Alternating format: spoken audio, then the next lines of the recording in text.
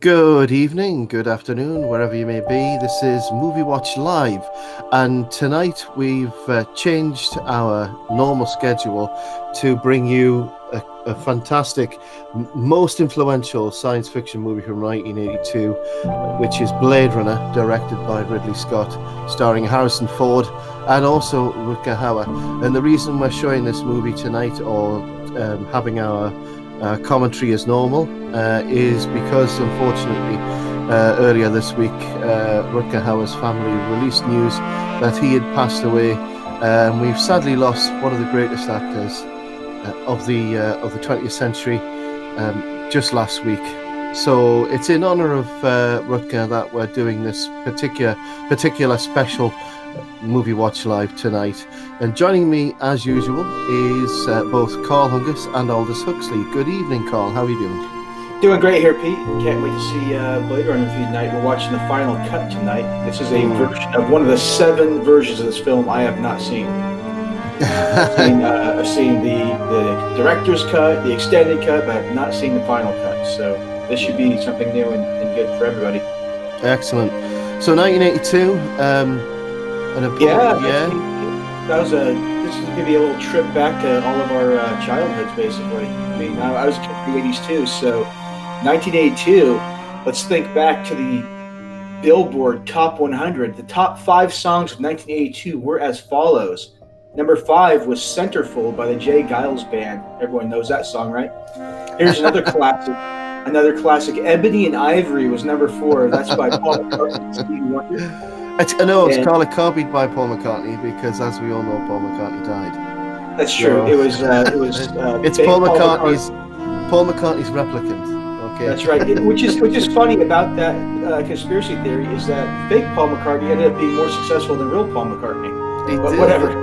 Yeah. Number 3 on our list of the top 100 pop songs of 1982 is "I Love Rock and Roll" by Joan Jett and the Blackhearts. Okay. Number 2 is. You know that song? Yeah. No. Oh yeah. I know now. Yes, I remember. Yeah. I remember now. Yeah. All right, number 2. Everyone knows "Eye of the Tiger" by Survivor. Oh yeah. And coming in at number 1, the amazingly talented and beautiful Olivia Newton-John's "Physical." Aha. Now I remember that, and I remember the video as well. I couldn't really forget that. Yeah, you're not going to forget that, Nori. Leotard, spandex, and headbands, etc. Yeah. I can see it now. And also joining us tonight is Aldous Huxley. Good evening, Aldous. How are you doing? Doing well, Pete. Greetings to both you, Carl, and the chat. I'm coming to you tonight from the sub-basement of the Acme Research and Development Secret Facility, armed only with my wit, a copious amount of cheap scotch, a lit cigarette. I remain very much not a lawyer, so thank you very much for having me this evening. I'm looking forward to this Rimbaldian journey through Blade Runner, the final cut, which only is going to be followed up by Blade Runner. I promise you I'm never going to touch this movie again in 5 or 6 years by Ridley Scott. Yeah, you're forgetting as well, ultimately, Blade Runner, the perfectionist cut. Yeah, you've also got to remember when, God forbid, Ridley Scott passes away, they're going to have the memorial cut. Yes, exactly. So, and then the 50th anniversary cut, and then the eventually it'll be made into an animated feature by Disney at some point as well. God help. Using animals in the characters, and it'll be beautiful. Well, just think, if they do cuts to the film, you could just use the covers to each of the movies as like a flip book, so you can get the whole story. Yeah, you can just basically make a flip book out of all the DVD covers. Yeah, exactly. I even like the soundtrack from this movie. I got the soundtrack from this movie a few years back, and I just love the sort of the whole way that it's mashed up. It's a bit like a forerunner of Matrix, because it's this world where nobody really knows what era they're living in, and it's elements of everything. And is any of it really real? And the song, I mean, the soundtrack by Vangelis kind of has like an ethereal quality to it. They've got that heavy synth wave kind of pop sound to it, and it's super cool, and it totally sets the dark, brooding sort of.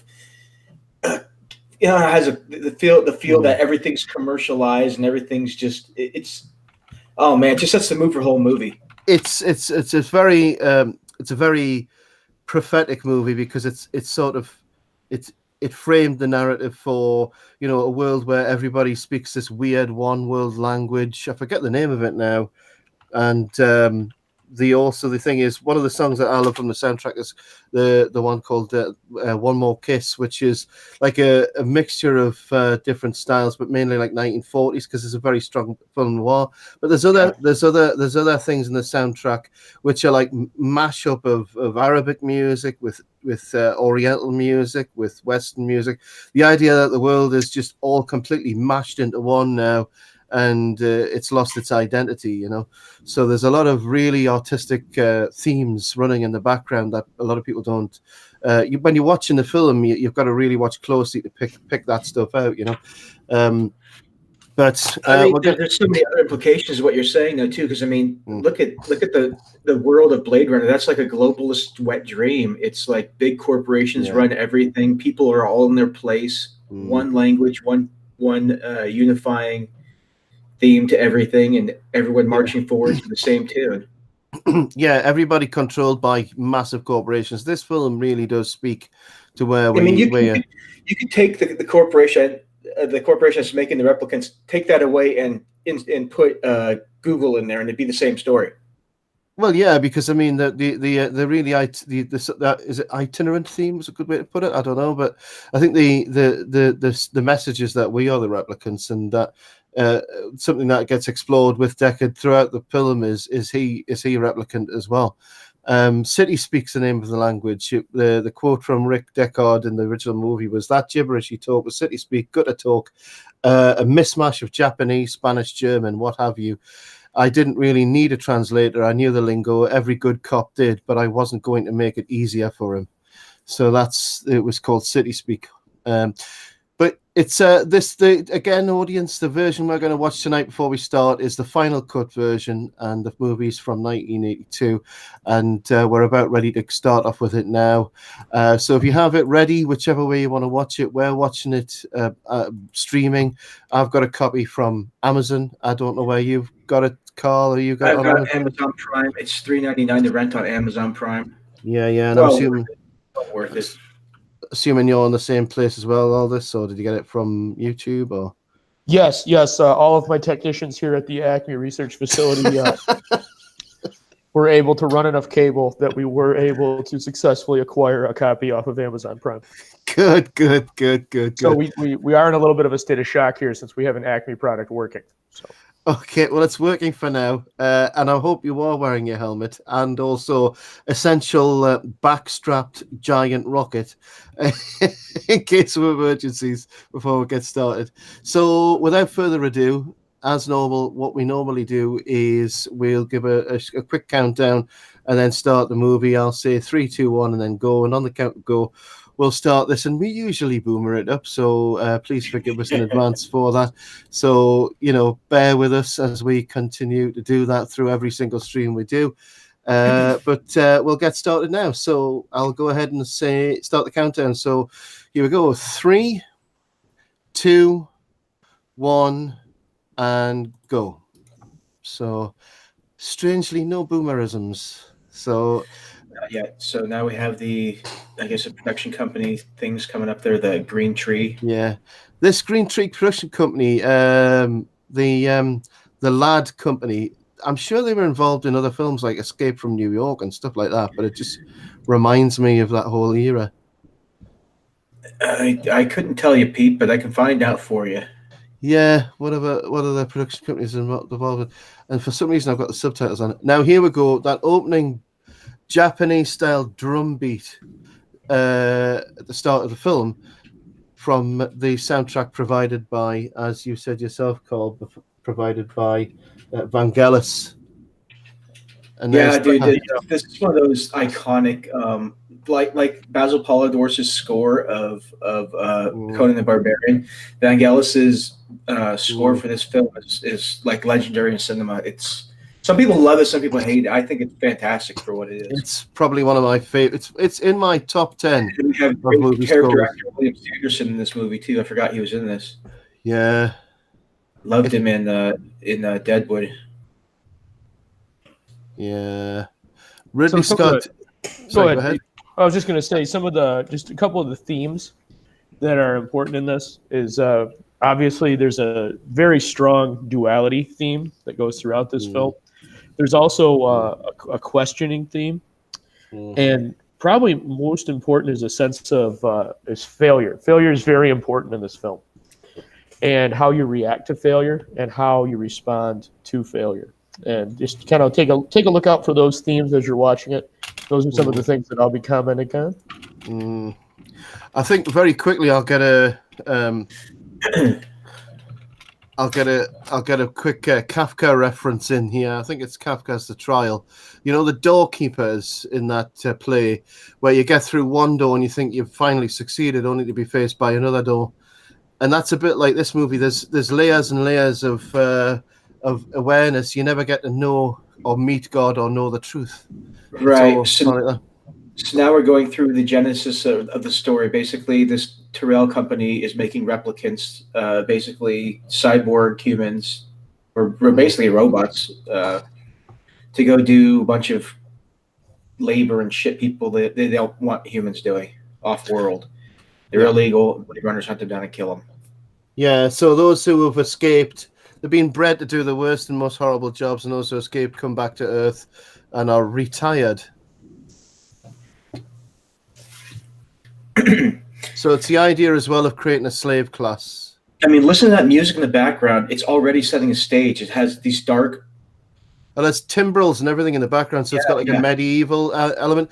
This is the most famous opening sequence to any sci-fi movie apart from 2001: Space Odyssey, in my opinion. This opening scene always reminds me of Apocalypse Now's opening scene. You know, with the explosion in the or not the woods, the jungle, and the flying car coming towards you here. When people saw this in the movie, they were blown away when it came out, 1982. Remember, and the lightning strikes, the flame. This is a film which said we are not going to produce a utopian movie about the future. This is definitely dystopia. This is dystopia. This is the globalists. This is exactly what they want right here. This is the brave new world which the globalists want, and that we look live at the ziggurats too. That's creepy. I never really noticed the ziggurats in the background too. That has a whole Babylonian thing to it. Exactly, and we've already had the theme of the eye. Yep. Which is the mirror. And the eye right there, yeah. And even the way the flame curls round the iris of the eye. Oh, dude, this is like blowing my mind. I never looked at it from a point of view of like looking for strange occult Illuminati symbols, but they're all over the place in the first 10 seconds of this movie. Oh, yeah. Yeah. Holy shit, you're blowing my mind. Yeah. And so here this is the police central headquarters, and we're going to see... a Voight-Kampff test. What's a Voight-Kampff test? Well, for anyone curious about the practical application of a Voight-Kampff test, Cecil did a fine Voight-Kampff test on NASA about 10 months ago. What did it prove? This is the origin of that. So, yeah. So he's basically interviewing this fellow that is suspected of being a replicant, and he's testing to see if he is by testing his empathy levels, basically. Yeah. So yeah, this is Brian James, who's been in a bunch of other movies. People might recognize him. I'm sorry, I'm going to really fanboy out here. I know this dialogue off by heart.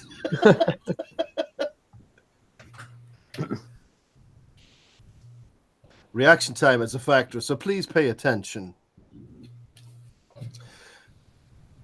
One of the things that's done exceptionally well throughout this entire film is the use of light and how light refracts through smoke or dust or fire.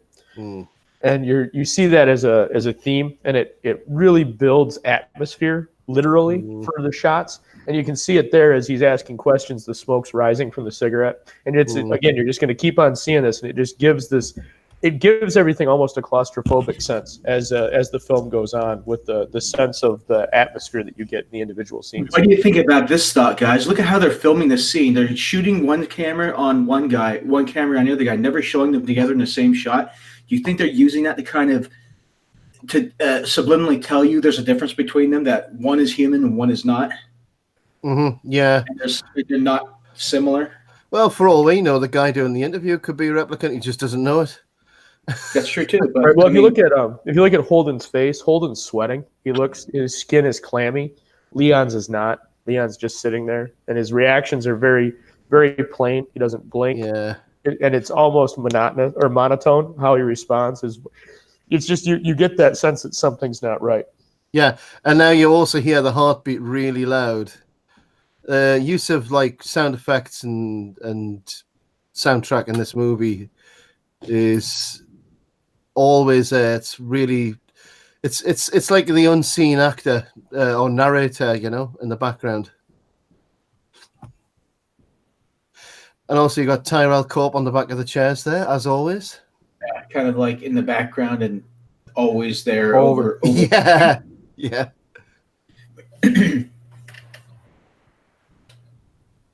This raises an interesting point as well, because this is an interesting. Oh, there we go. Oh.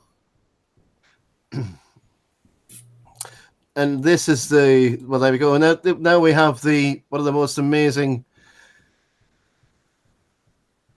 landscape scenes. High-tech stuff. This was unbelievable when it came out.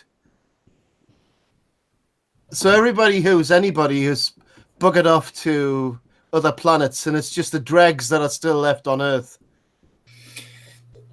This always reminded me, and that's supposed to be LA, but it always reminded me of how like Tokyo looks today, you know, with all the neon lights, and people just out at all hours of the night. This is it. A lot of what's in this movie has actually come to pass in terms of the way people behave, and it stands up so well. The special effects stand up so well. I mean, that ship there, I mean, that was ripped off on was it AI by Spielberg? Yes, yeah. Like that. Totally. Right there, so he just gets called over from to the noodle stand. One of the things the final cut does is removes a lot of the narration, and there was a narration line that was removed there that happens after the blimp passes by, and it's Deckard framing his character in a very clumsy voiceover. It's clumsily done, but the line is excellent, and I do feel that the loss of that line is a little. It's a shame that they couldn't figure out a better way to handle it. But the film is superior with it out. Yeah, that's true. I'd agree, because it's trying to hark back to the film noir movies of Bogart and the Gumshoe movies.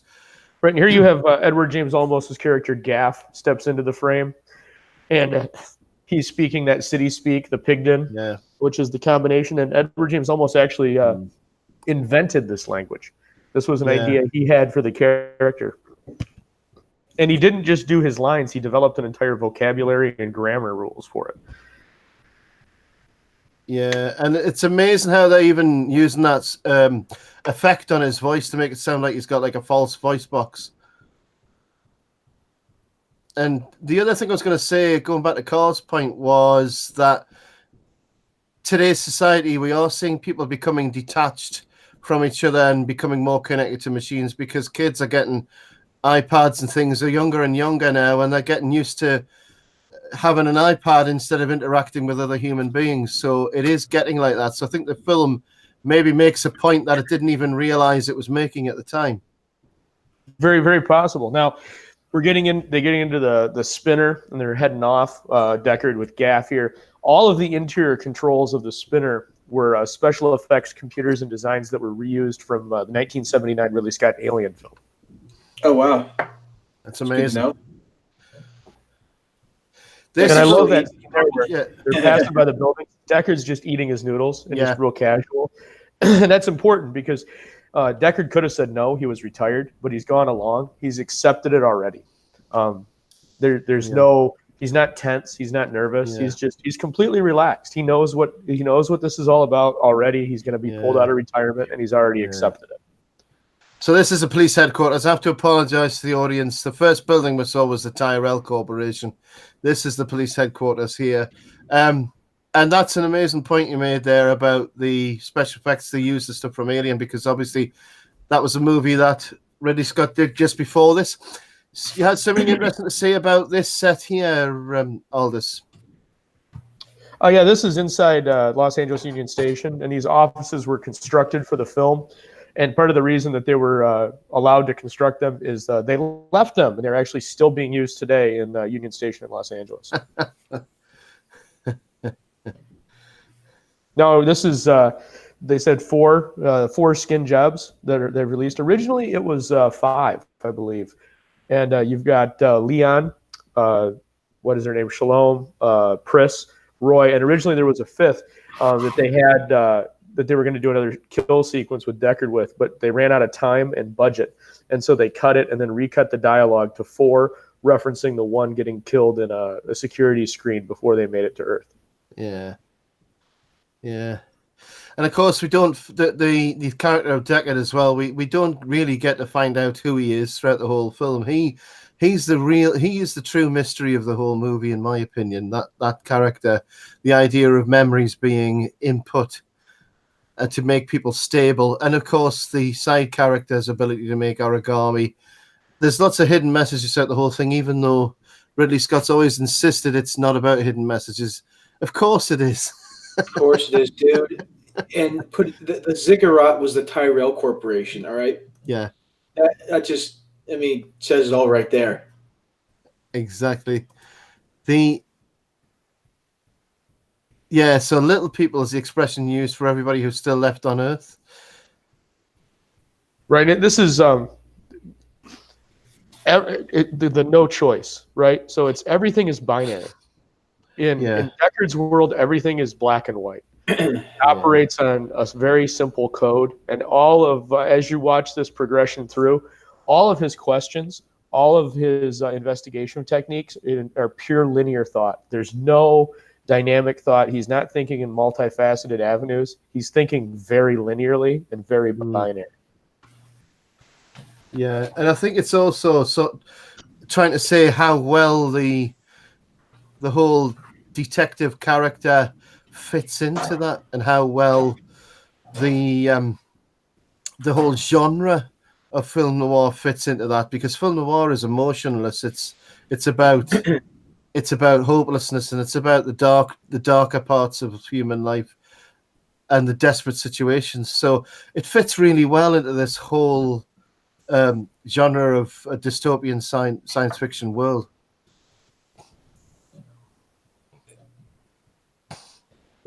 Just when you look at the people walking the streets, they all look hopeless, and everyone looks, they got all the ugly people to be the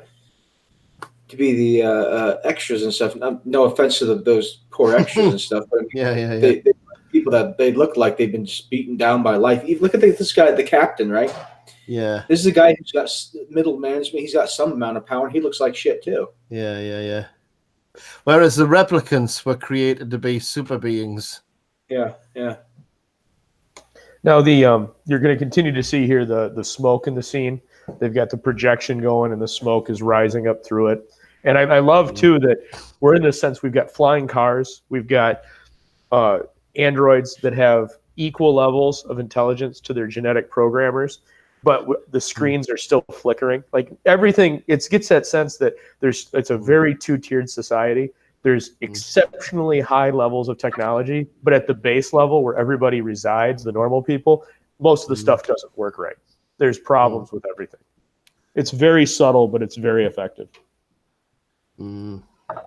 That's true, and this framed the genre for a lot of other films that came after it, which did exactly the same thing.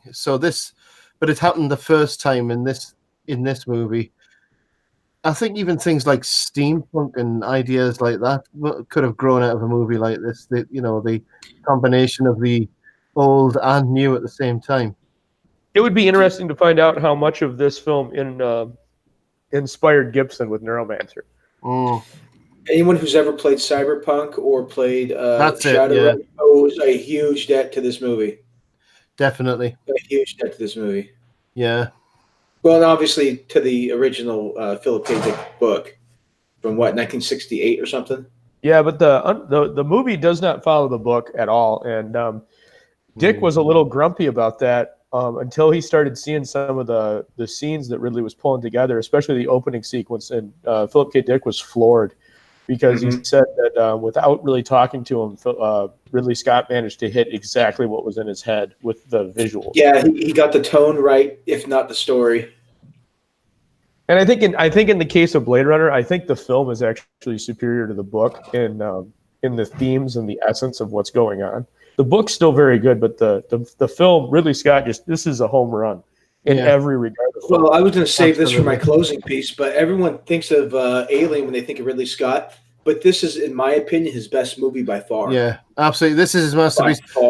I mean, we originally were going to do like genres, and we were thinking of doing a sci-fi series, and this would have been the crown and glory for me, I'm afraid, on any series of sci-fi movies. But I think circumstances have meant that we've brought this well ahead. And oh my God, look at that! It looks like Egyptian temple. This is angles, light, shadow, all executed brilliantly.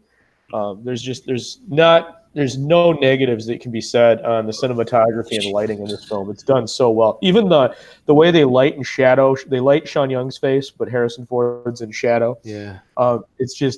They're speaking volumes about character already, and it's so subtle and so intricately woven within the dialogue and the story.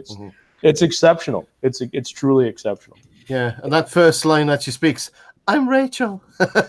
Hey, Pete. Who hangs out in ziggurats with owls? Yeah, exactly. Exactly.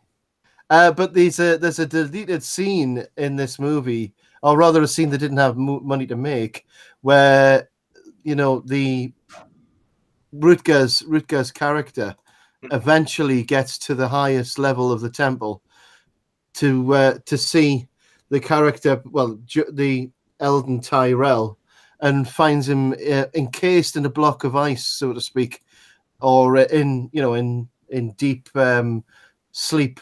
And the point is that even this Tyrell that we're looking at, even he is a replicant, which is why he kills him at the end, because of frustration, because he doesn't get to meet his god. He doesn't get to meet his god. Even that is denied him. So this Tyrell is even a replicant. So I've spoiled it for you by telling you at the start. There you go. Oh man, that's crazy. But so that scene we're starting off with the duality, and this is one of the dualities. It's the difference between Rachel and Deckard, and you're going to kind of see a little bit of the play off here as they're going through the Voight-Kampff test.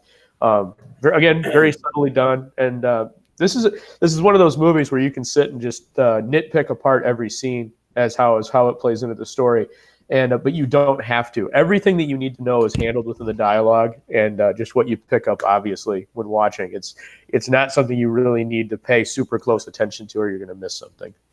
Yeah, I think it's also, as well, for me, it's like they've managed to distill the whole area of romance, the moment of attraction.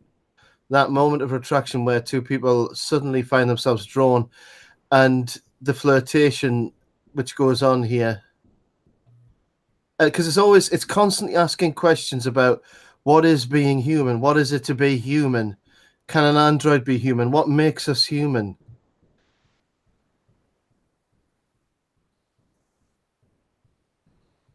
So this again is the Voight-Kampff. And look at the way the lights play off her eyes. It makes her look inhuman, too. Yeah, you get the red eyes there.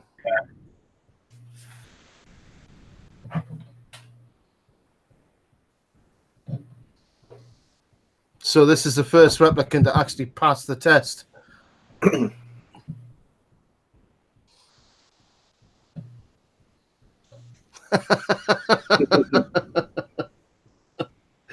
Oh, it's one of the best lines ever. Yeah. That's pretty strange behavior. Yeah. But the questions that they're being asked are so weird, even to ask a human being. Now, if you wanted to know, by the way, the brand of cigarettes smoked by Rachel, Holden, and Pris are Boyard French cigarettes. And as we all know, French cigarettes smell like horse shit. and taste like oh shit. Because I smoked Camels back in the day. Wait, you So there smoked he- Camels? Deckard just got her with a resultant on the test with the boiled dog comment. She didn't There we respond. He knows that she's a replicant. Yeah, yeah. I meant to say Gillette. Actually, the Camel is an American brand, isn't it? Yes. Yes, it is. Yes. The But they do. finest American and Turkish blends. And I've always wondered, in Turkey, does it say, or Turkish and domestic blends? In Turkey, is it inverted? It's the finest domestic and American blends? So there we go. There's this Tyrell is just fascinated that he's able to produce a new replicant that is able to hide as a human completely. So they're trying to push the boundaries all the time. Right. He is a creepy looking fucker, though, isn't he? Well, I love the glasses add so much to the character. Yeah, the Very trifocals. trifocals, yeah. This is where it talks about the implanted memories. And see, Deckard knows straight away. And we find this later on in the movie where Deckard has dreams of different things like a unicorn, for instance, I believe. Right. Oh, that's eerie. That's eerie. Yeah, so are you real, Carl, or do you just have implanted memories? I don't know. How would you ever be able to tell? Think about it. None of us know that each other aren't figments of our own imagination anyways, for all we know. Exactly. Personally, Carl, I love being part of the elaborate, imaginative universe which exists only in your mind. Thank you. You're in good company. There's some weird stuff in there, buddy. I won't share it on air. Yeah. I think this is also an influence for the people who designed Gotham City in the Batman movies as well, the way that this was designed. You probably find similar people involved in both movies. Dude, I'll tell you this much. If you're into Warhammer 40K, it looks like a hive city. Yeah. Well, what you guys are talking about with the is it real? Who is real? This is very it's in a way almost, what is it, trying to think I can't remember when it came out, but it's very simulation. Baudrillard, who was very inspirational in The Matrix with the questions that you're asking. And this film goes all the way back to Descartes, though. I mean, that's like 1600. Yeah. No, it was. This film is one of the major influences on films like The Matrix. It also influenced things even like Red Dwarf. The people who wrote Red Dwarf but based a lot of what the story of Red Dwarf on. They were inspired by Blade Runner, and there's other movies and TV programs all over the place inspired by this film. I like Edward James Olmos's his hat collection. That hat band's pretty swinging. Yeah. Do you know the set as well wasn't that big? And the reason a lot of the scenes are filmed at night is because, you know, when you can't see something, it hides it, because a lot of the buildings were only like 2 stories high. Yeah, so, you shoot it from different angles, it's going to look like a completely different building. Yeah, so they had very limited budget for this. But having a limited budget, and they managed to do this. So Deckard's found the apartment where one of the replicants was living, the snake dancer. Now, here's another symbol called snake dancing, or the snake dancer, is a very important occult. Yeah, that's Cult of Ishtar stuff, isn't it? Yeah. So and Ishtar was the mate of Baal or something like that, or Dagon. One of the moldy old Babylonian gods, as Edwin Zedmore once said. And here we see Rutger in all his finery. Got that beautiful perma, that fake blonde hair going. Yeah. Rutger Hauer, who obviously we're watching this film in honor of the passing of this great actor, who created those final lines for his character by himself in the moment. Yeah, that was all improv. unbelievable because it's just incredible, man. Yeah, he looks like a space marine, dude. If you ever look at like old '80s art of space marines from, Well, this is it. Not only were the Red Dwarf writers influenced by this, but Games Workshop and you know, the creators of Warhammer 40k were heavily influenced by this movie. This was, as a Brit at least, this was the most important science fiction movie because the guy who directed it, Ridley Scott, is from the northeast of England, so he's a Brit. And here we see a very famous Chinese American actor who was done everything from this character to the father of Kung Fu Panda. Oh my god! Yeah. This entire sequence was actually filmed in a deep freeze, and the character shaking is actually legit because it was Sub-Zero. Yeah, I think they had to take regular breaks, wasn't it? It said James Hong is the actor there.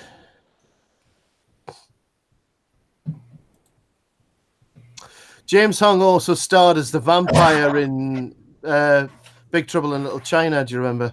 Oh yeah, he's oh god damn it, he was Lopan. Yeah, he was Lopan.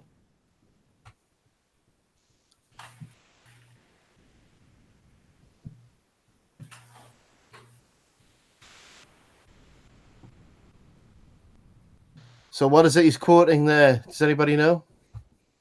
Not off the top of my head, no. Fiery the angels fell.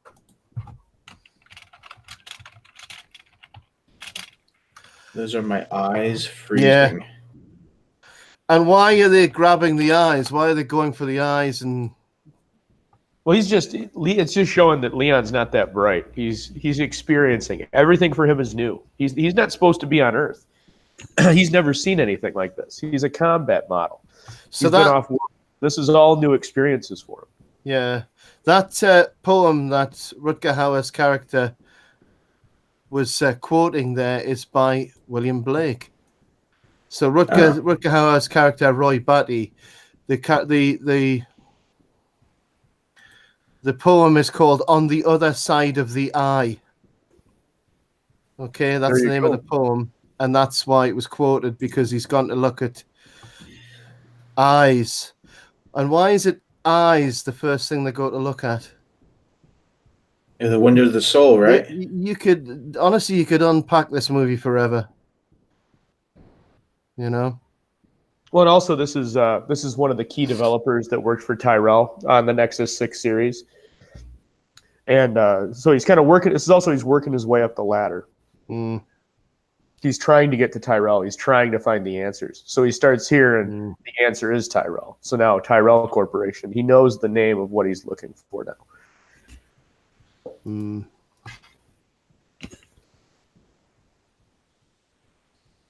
Mm. And the idea is as well that if even your eyes are manufactured. Look at how he just exudes menace just by how he turns around and speaks slowly. That's good stuff, man. Yeah, he's a very good actor. And so now he's getting his next lead, which is the J.F. Sebastian character. So it's just an information stop. Roy's getting all of the information he can. Yeah. Gathering as much intel, which is in contrast to Deckard. Deckard's very binary. He goes, first thing he does, he goes to Leon's apartment. He doesn't research anything. He just gets right out there and starts walking, doing the footwork, trying to find things, grinding the investigation and linear thought patterns. Yeah. Roy is working very dynamically. How much information can I get? I know this is a contact. I'm going to start here. Yeah. While the other character, which was Leon, placed a bunch of eyes on the top of James Hong's character, on his head and on his shoulders. Because like you said, he's like a child. He's just learning how to do things. But yeah, Rutger Hauer's character is like the most educated, sophisticated man. And as we find out later, he's been everywhere, not in the world, but he's been everywhere in the universe. And where's Deckard been? What's he done? Mm-hmm.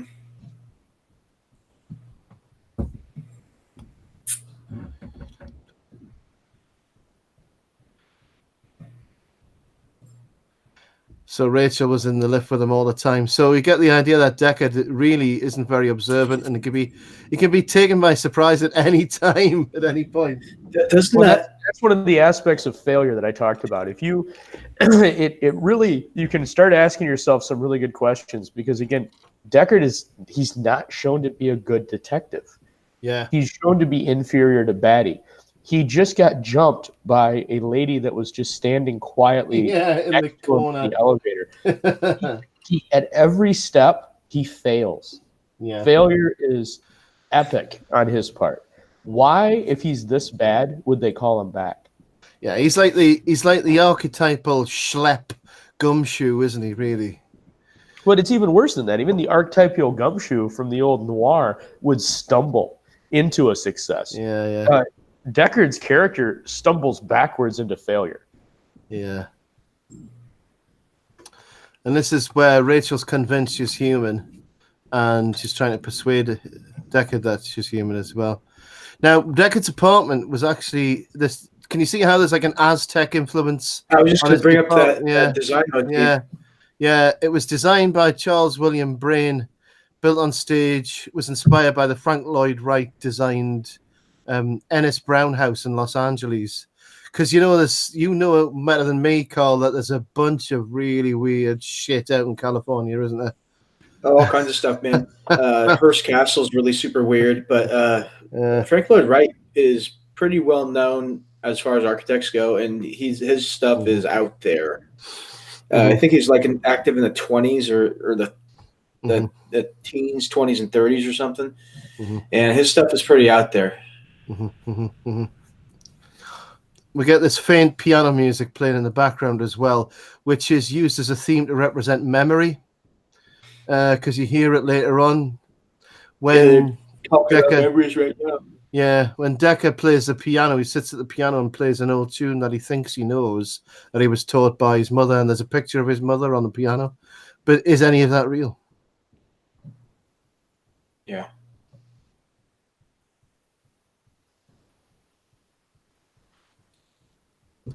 So yeah, I don't know whether we already said this, but the movie's based on the book Do Androids Dream of Electric Sheep from 1968. Right. Philip K. Dick, yeah. So all that's mentioned, it was Dick who wrote the book. And Philip K. Dick died 4 months, I believe, 4 months before this movie was released. Mm-hmm. So was he allowed on set or anything like that? Do you know? I know he saw cuts of the film, and was very impressed with it.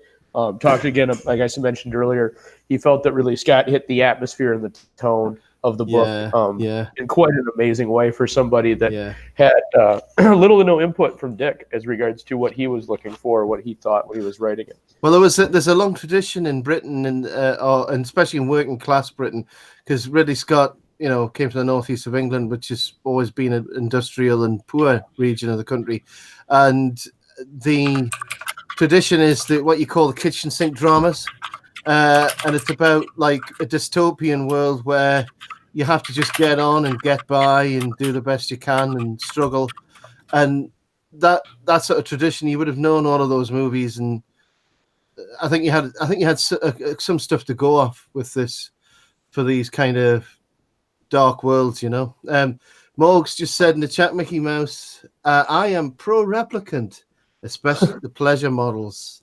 Indeed. Yes, Carl. That's just us chick. And funnily enough, we do now have sex robots in today's world. We have robot brothels, don't we? So here's Deckard like sort of fingering through his old pictures here, and he's wondering whether or not any of this is sorry, he was looking at his own pictures first. Now he's looking at the pictures he took from the apartment of the replicant he's trying to hunt down. And we're going to get this famous scene which is enhanced. What is it? Enhanced 3446, and it's I believe so. this amazing technology where you can go around corners on a photograph. It's a reflection in a mirror that he inverts and enhances. Yeah, and you can just keep zooming in to fine detail. And here we see Daryl Hannah, who's the pleasure model. Man, Pris looks like she's just been chewed up and spit out. Yeah, Rode hard and put away wet. well, is she like a proto SJW? I mean, she looks like a punk. Oh, that hair it's that hair. Yeah. She looks like she'd be Cecil's type of girl, though. Yeah. He likes the bad girls. As far as the special effects are concerned, was this done by Industrial Light and Magic, or I'll have a quick look actually. Yeah, I don't know off the top of that. So this is Pris is very in contrast to Rachel. Rachel always has herself put together very much, but really lacks any kind of a guidance. Pris is she looks like trash. She looks like she's just a mess, but she has a very firm sense of what she's doing, and everything is very orchestrated and manipulative. As we come up on the sequence here, the end of the sequence with Bash here, right here, purposely hiding in the trash. Yeah, very quickly, special effects aren't Industrial Light and Magic. They're all practical effects. They're matte painting models and also computer-controlled cameras that would pan at exactly the right rate with the background, the painted background. So a lot of the effects they got from this, the lot of effects they're using this, they learned from Close Encounters of the Third Kind, apparently.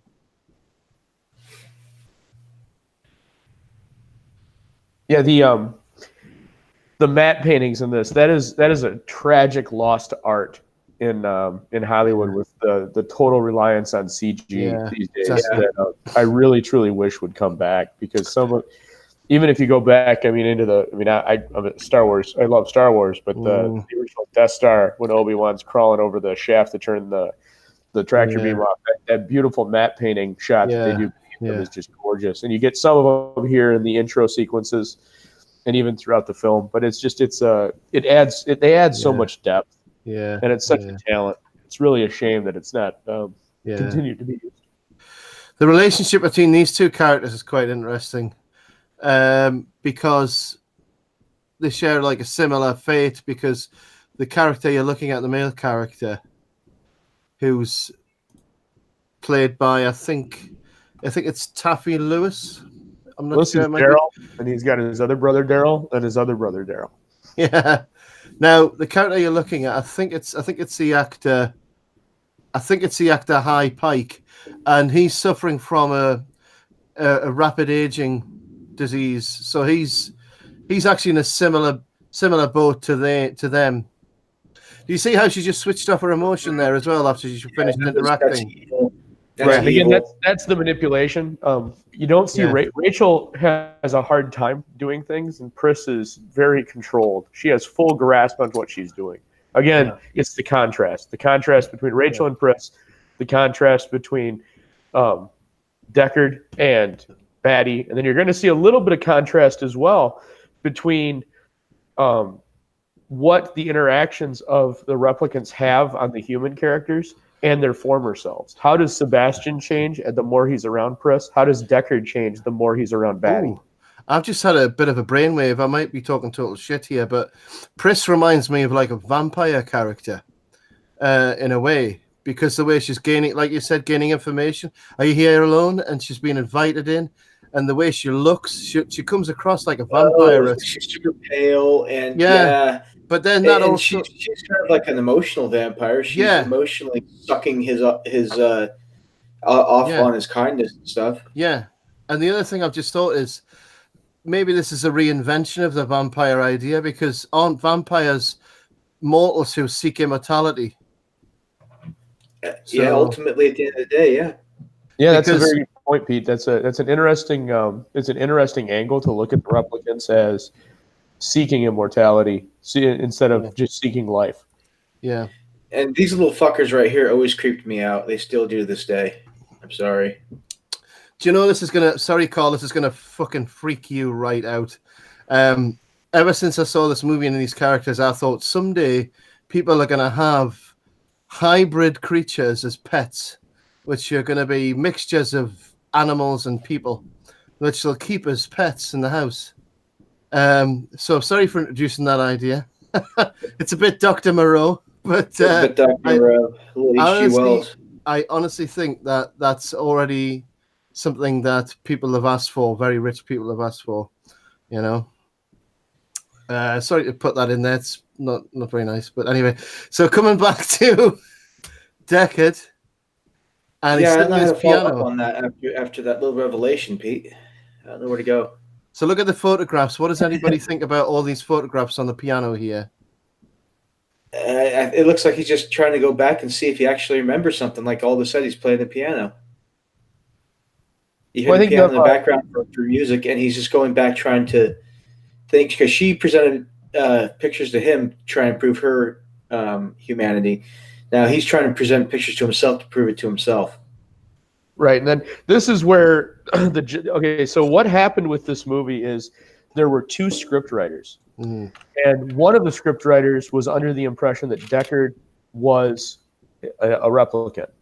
The other script writer thought that there's a specific comment about a creator, and he thought that was in reference to Deckard being a human, having the same desire to meet his creator, to meet God as a man, that Batty has to meet Tyrell as an android that was created by a man. And it was the contrast. And so you get this little bit of a jumbled mess in Deckard's character structure where they're not sure. Both scriptwriters were heading for different things, and the merge that they got creates this ambiguity over the Deckard character. Yeah. But part of what I'm trying to do with referencing the duality is Deckard is a man that is stuck in a very dystopian, very claustrophobic, very tyrannical world. And his thinking reflects that. His thinking is very structured, not structured in the sense of like a computer program. His programming is structured in the sense of how a man would respond in that environment. He doesn't question anything. He just goes along. He does what he needs to do because at the end of the day, he's just a cog in a machine. Yes, exactly. All the androids have all the replicants have the exact opposite reaction in this. They're all fighting the system. They're trying to gain more freedom. They're trying to gain self-actualization. They're all trying to broaden themselves. And you don't see that with any of the human characters. All of the human characters are trapped within the machinations of their society. And to me, that's why I'm fully in the Deckard as a human camp, because of how Deckard responds. And here's your track 45 right, 32 left, or whatever it is. Track 45 right. Very quickly, he's constrained, and because he's constrained, he has very linear actions. And also, there it is, 34 to 36. That's it. That's the line. That's actually in the soundtrack. When you listen to the soundtrack, that's parts of the movie are bleeded into the soundtrack. The symbol of the unicorn, going quickly back to that, apart from it being a symbol for Scotland, the unicorn also represents the feminine. And it's also a symbol of chastity and the divine power that nurtures all living things. So it could also be a mother symbol as well.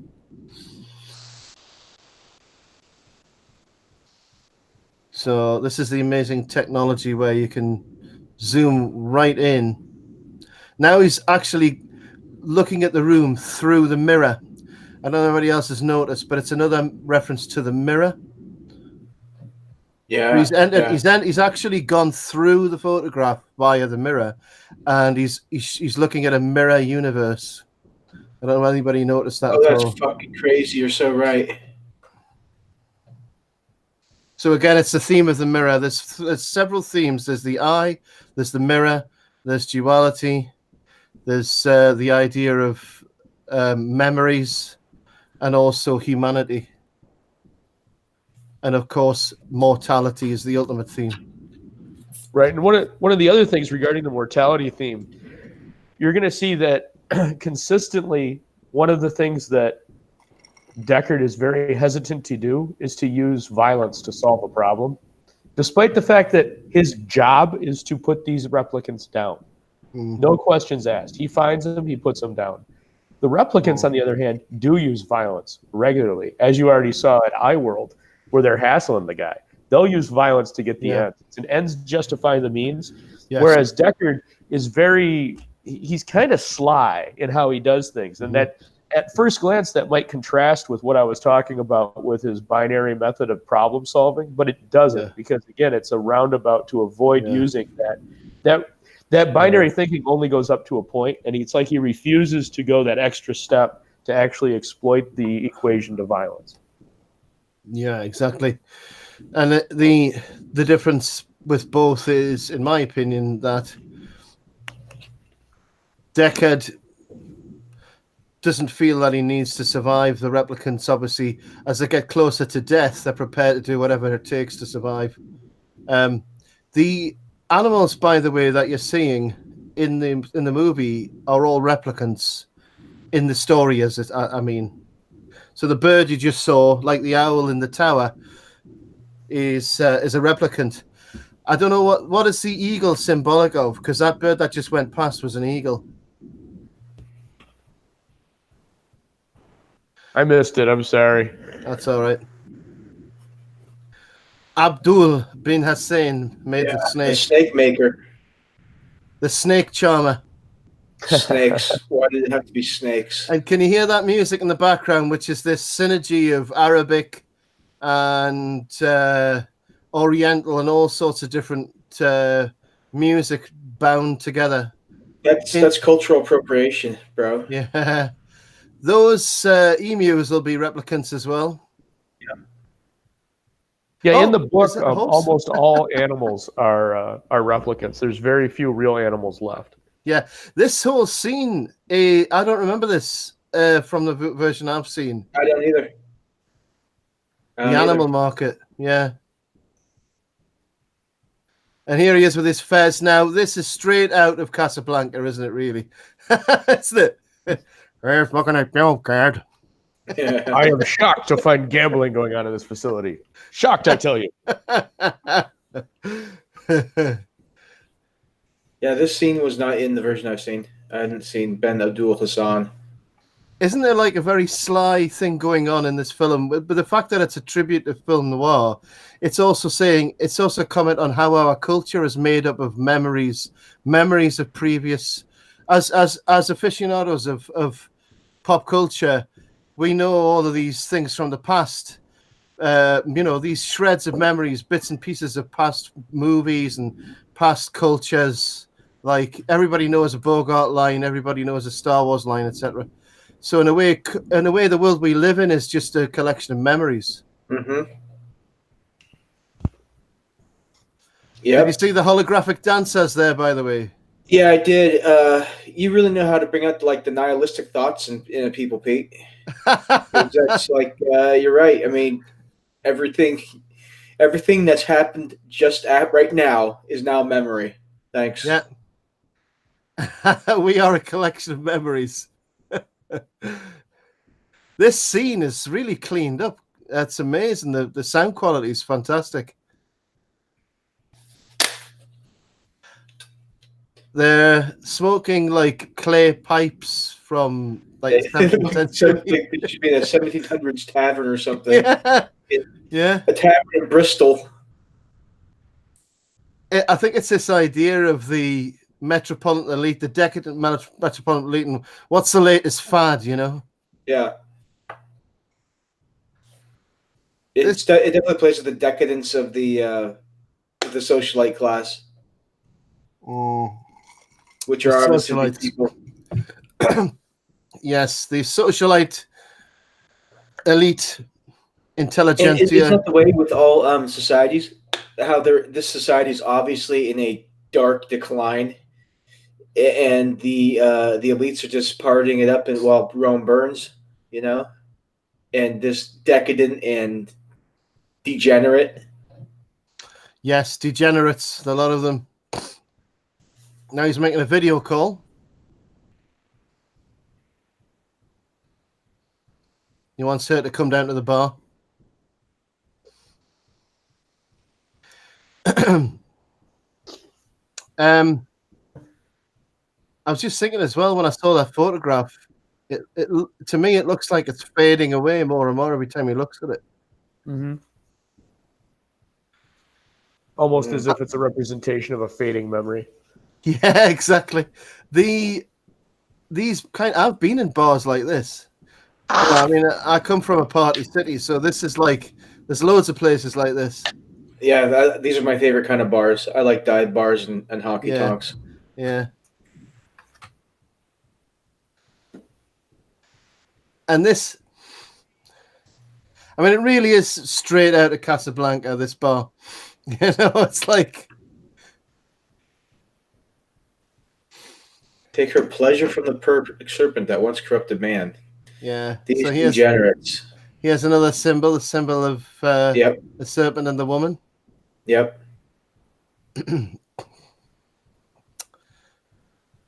It's just like, this looks like any typical day in California, really, to me. No, it's not that degenerate. It's pretty bad. There are certain sections, yeah, but Yeah. most of California, if you see, is just suburbs. Yeah. And so newspapers still exist in the future. Oddly enough. I got that wrong. Yeah. The American Federation of Variety Artists. I love it. He's just trying to play the smarmy bureaucrat. Yeah.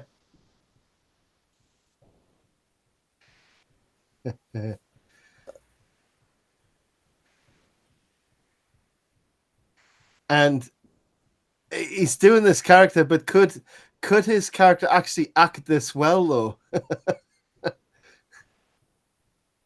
Right. Well, then now he's the confidential and moral abuses. I love it. And just again, trying to do anything he can. He knows that she's the replicant. His orders are just to kill her on sight. Yeah. Why is he playing? Yeah. And the other aspect of it that I always questioned on the storyline here is, has she just accepted her fate as being is that as much as she wants? Yeah, out of life. Because why is she working? Right? Why are they? What is she? How is she helping Roy and the other replicants in this dive bar dancing? What is she doing for the agreement? Are they not all working together? Because it's implied later. It's implied earlier they were all working together. Yeah. So what is her angle here? That's a good question. I think she's possibly accepted her fate and just wants to live a normal life in hiding. But I think Harrison Ford's doing a really good Christian Slater impersonation. I don't know. I always loved this scene where she gets her head in the sphere dryer with the hair whipping around. Yeah, it's very visually striking. We've got that now. It's called the Dyson Airblade. It's like they got the most intelligent inventor in Britain, Dyson, and he created a vacuum cleaner. Thought, and this is the British way. Wow, you're really good with air suction and stuff. Instead of saying, you seem really intelligent. Can you work on really weighty problems like transport and energy? They didn't say that. So yeah, you're really good with air. Can you also do more with air? Can you do a hand dryer now, please? So that's all he's getting used for. So, by the way, full frontal there, like on the top area. Oh, Yep. Now she's almost killed him there. The future is very impractical, by the way. Yeah. Also, transparent clothing that came in this year, didn't it? Yeah, I love the sequence too where she's trying to strangle him with the tie. Yeah. Then is interrupted and just starts running. And now he's out of options. So Deckard only has one choice left, and that's to go to the final decision that he knows he has to do. But he could have executed it any time leading up to this, but chose not to. And this scene is one of the most famous scenes, if not, well, it's in the top 5 scenes where she was running, and he shoots her, and she goes through the glass. Yeah. Didn't they have to do multiple takes of this as well? I think they did.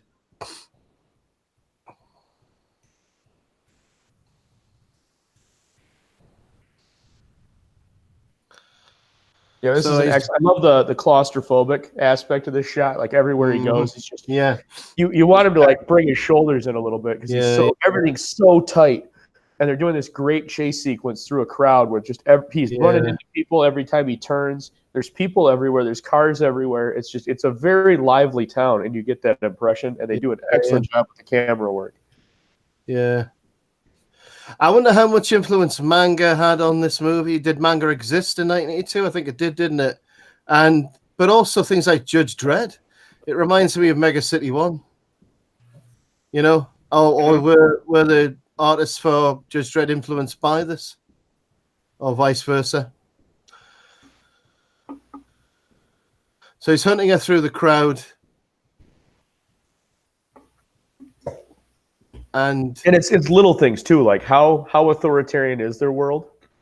The crosswalk signs don't say you can walk now or walk. They say cross now, and don't walk.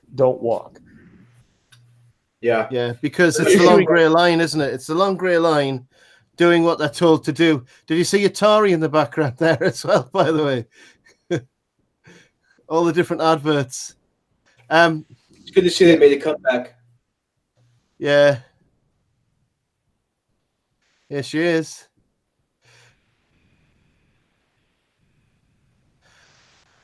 Yeah, this is just such a moving sequence coming up here too. Yeah. All been done with such care.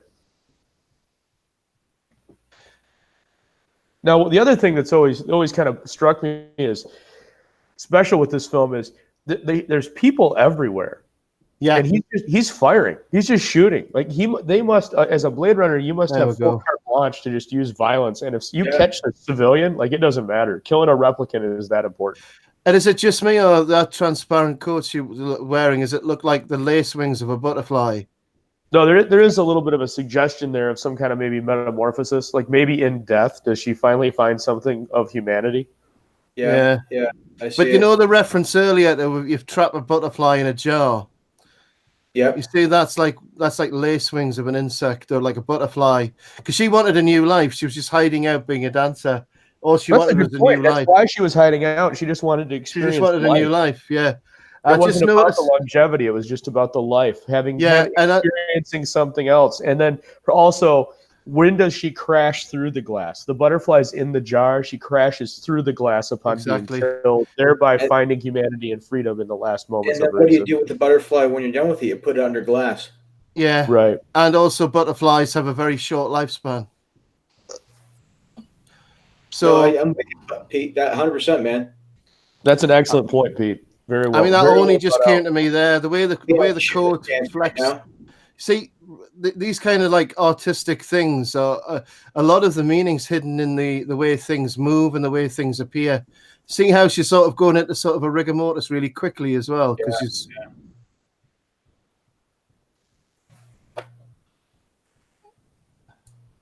And again, we have the heartbeat in the background, which is now stopped.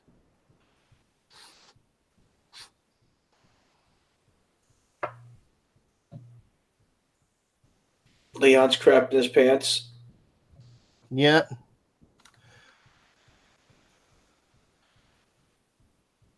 And they had a huge crane to lift and lower these flying police cars as well. They didn't actually have hot flying cars. I'm sorry to tell you. That's too bad. And the song in the background, One More Kiss, Dear, One More Sigh.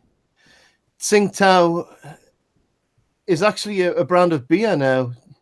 Right. Well, here's another example of failure, right? What did Decker? Decker just had success. He should be happy, but he can't deal with it. He immediately goes and gets booze.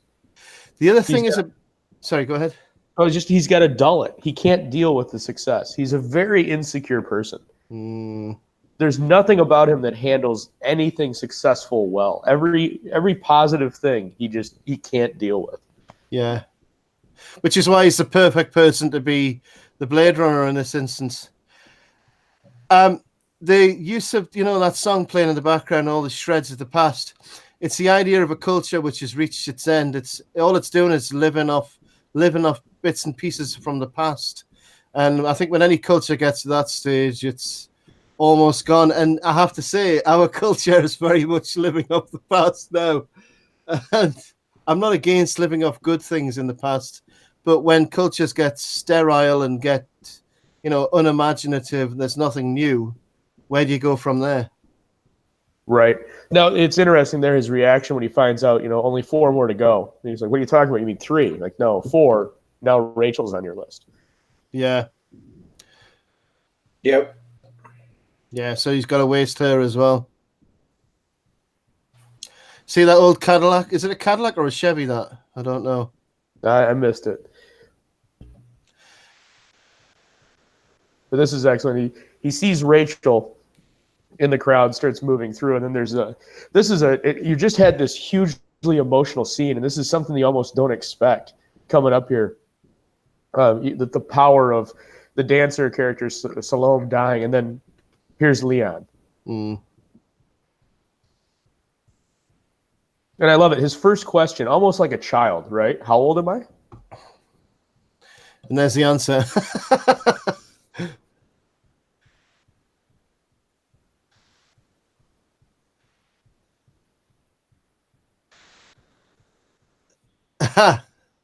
Yeah, so he's told them the stark truth.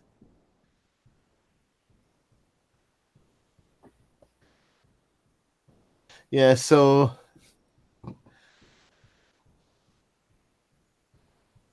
the idea is that Leon's going to get a bit of pleasure out of killing Decker, just to make him feel a bit better about himself and his own mortality. Yeah, right. And I love how he's toying with him too. It goes back to the butterfly in the jar. He's almost toying with an insect. Well, that's the first time we hear that phrase, "time to die." Yeah, and it's actually Rachel who kills him. So again, Deckard is just totally unprepared for that and would have died if not for Rachel turning up. Right. So a replicant has saved his life once. So he would not have gotten out of that had he not had assistance. So again, we are talking about what? We're talking about failure. And again, it was kind of foreshadowed. He got jumped on the street because he was more focused on finding Rachel than paying attention to what was going on around him. He was distracted from his job. And it was foreshadowed when Rachel jumped him in the elevator. If he's distracted, he's not good. The Deckard character is a broken character. Yeah. Why would they put this guy on something so critical? How do you reconcile that? Well, part of me thinks maybe they want Deckard to get killed in the whole process as well. They want to get rid of Deckard as well, because Deckard goes missing at the end, doesn't he? So it's the part of the process is they're not bothered if they lose him either. Right.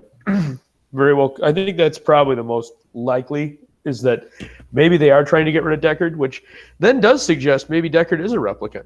Maybe that's why they put him in this position. Have a replicant kill replicants, and then if he dies, it's just another replicant, and you can have somebody else do the job. Yeah, I mean, that's one of the big themes of this movie, which, in my opinion, sadly, is lost with the sequel, because the sequel really shows Deckard as human. But for me, the mystery of this movie was that Deckard was also replicant. The sequel still did a pretty decent job of telling that story. It didn't take away from this. Let's put it that way. Yeah, I still have not been able to bring myself to watch the sequel. It's good, but I've got to say it's a really good movie, because it's either tried their best to make it live up to this, but it's, in my opinion, they did really good with the atmosphere, I think. Yeah, but this is a 10. The sequel's maybe a 7. Yeah, that's fair. And so Rachel's now seeing blood for the first time coming out of his mouth, and this is something she's never seen before. And how's she going to react? Is she going to go off it? Because you're meant to think she's going to go up there and drown him while his head's in the water. Mm-hmm. How's she going to react to this? And you see, like you said, Carl, the way the eyes look in the light. The eyes are just creepy. Yeah. Yep. Now you also, coming up here, there's a sequence. Harrison Ford and Sean Young notoriously did not get along at all in this movie. Sean tried to get Harrison Ford to kind of play off her well, and Ford just couldn't hit marks with her. He just felt like she just wasn't. He complained about it very frequently. And coming up, there's a scene where he kind of pushes her into a wall. Yeah. And they did the scene so many times, Ford was getting angry. And in the scene that they actually used in the film, he pushes her so hard that he actually hurt her.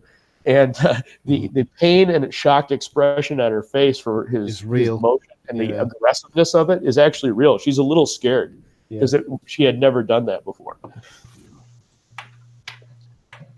Yeah, and at the time, Harrison Ford was quite a fit lad, wasn't he? He was quite a strong fella. He was doing the Indiana Jones movies, the Star Wars movies. He was working. Yeah, we're not quite at he definitely doesn't look like Papa Bear Han Solo that you get in Return of the Jedi with the paunch and the little bit of over 40 out of shape look.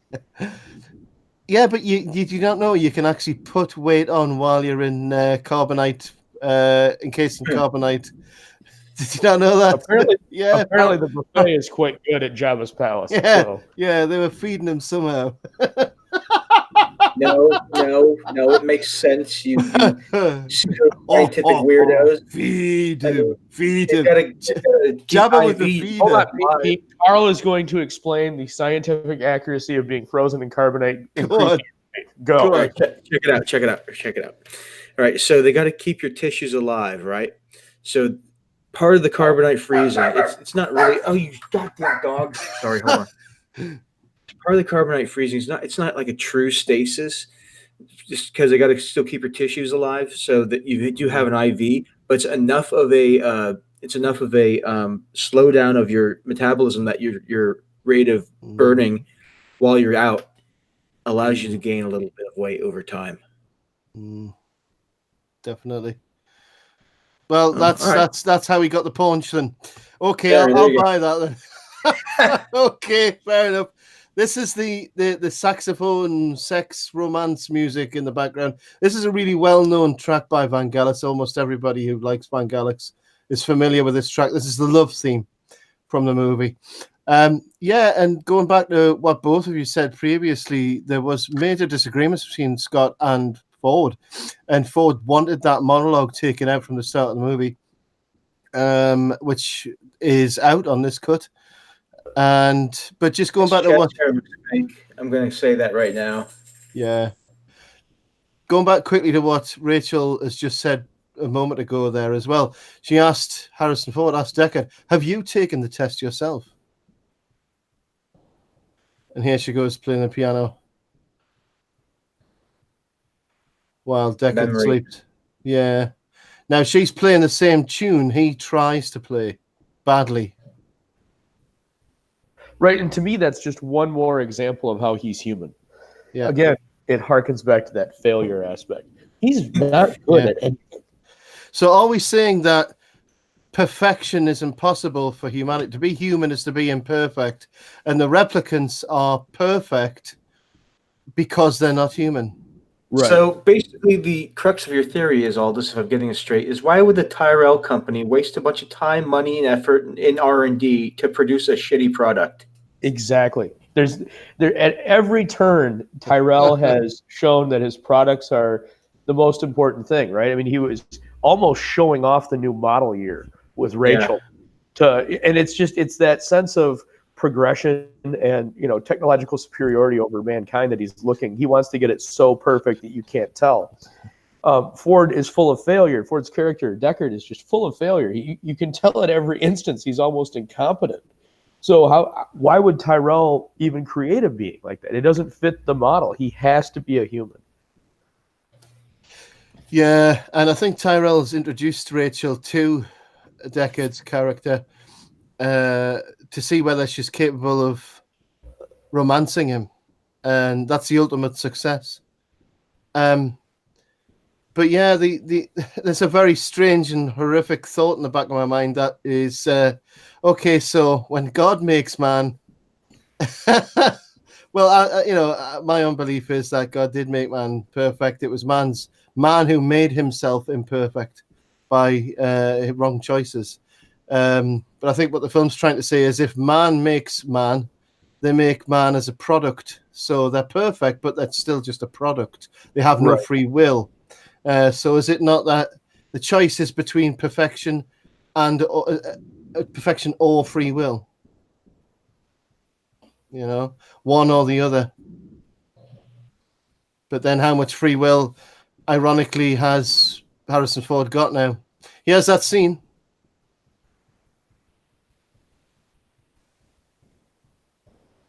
Uh-oh.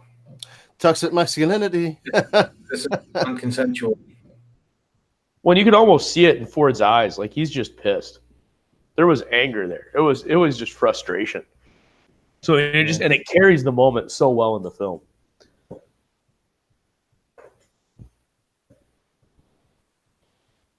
This would have bit me.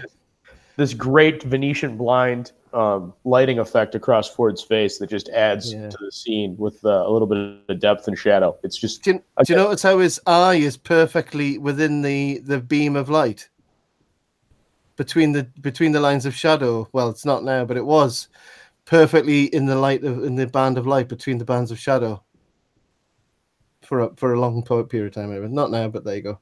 I'm just being autistic now. This is wow, dude! If you did this on a college campus nowadays, you'd be in jail. This is bad. Well, the Me Too movement has come and gone in this particular 2019 world. Yes, so. No, Carl, it's not in jail. It's cross now, don't walk, don't walk. There's that fantastic scene with the Japanese lady advertising some delicious sweets of some sort. Or maybe they're drugs, I don't know. maybe they're happy pills to keep people... take your soma. Yeah.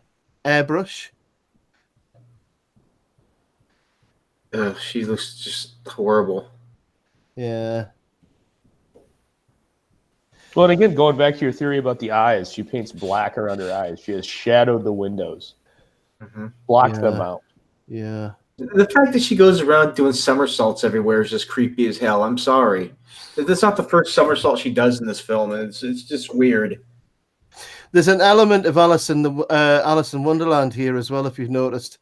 She's come to the table and maybe he's the Mad Hatter or whatever. Yeah. And the character in the top left, the big fat thing, reminded me of the worm, the caterpillar. So there's a bit of a... She's like Alice. Is it whether it's Alice in Wonderland or Alice through the Looking Glass? He's a soldier, right? Soldier's March. Yeah, exactly. Because when he says she's supposed to be weird, yes, she is indeed. She's creepy as hell. Look at the eyes on her too. Yeah.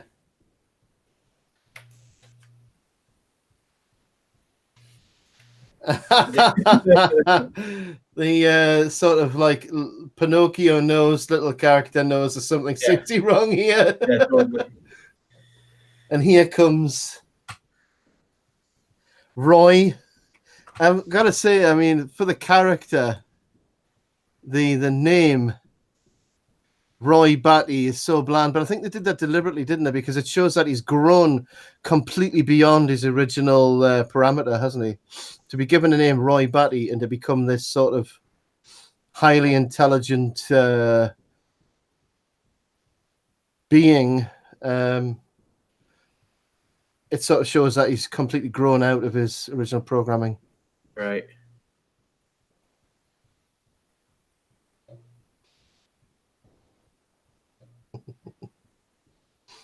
And this scene with the toys is sort of going back to the idea that these replicants aren't very old. They're like the age of children.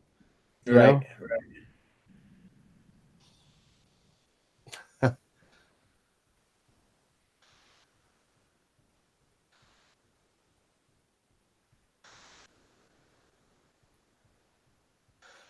The costumes as well. Yeah, we have the love between those two.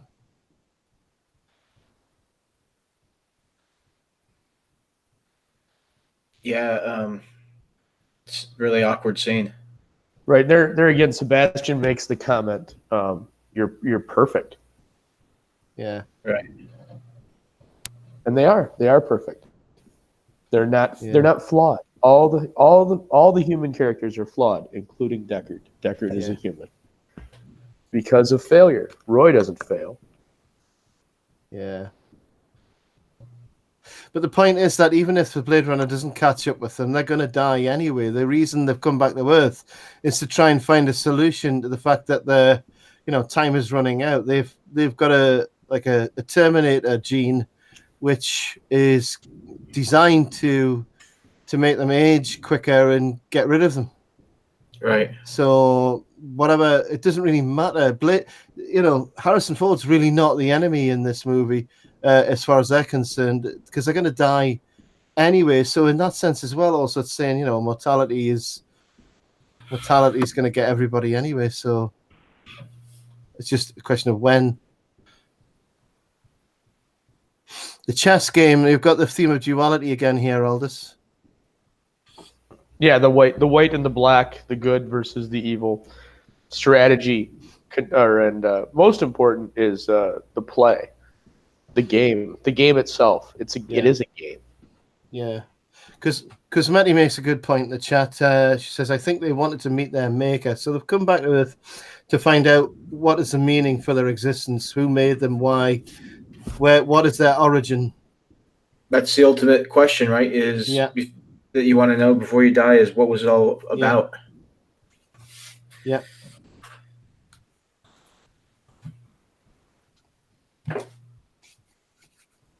So the guy's now talking to them about who he is and what he did for the Nexus Corporation. Sorry, the Tyrell Corporation. There's a Descartes quote there. Yep. Well, and you've got Roy here. Roy is using. We earlier with Salome, we saw Deckard very clumsily and very half-heartedly trying to use manipulation to get answers. And here we have Roy masterfully manipulating Sebastian to get what he wants. Success contrasted against failure. The duality of the two being shown yet again in a very, very fractured way with two scenes that are fairly separate. But it's very effective. Yeah. So here they're talking about accelerated decrepitude. And of course, she's able to go and, get the eggs out of a boiling pot because they're extremely hard, which is why they're being used for the worst and most difficult jobs in the universe. We get to hear that later. I've seen things. Mm-hmm. I won't say any more.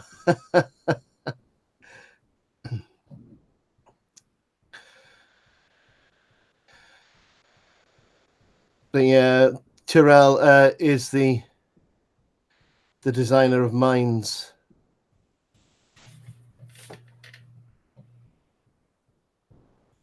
So Tyrell is his dad, a god figure. Mm-hmm. Right, exactly.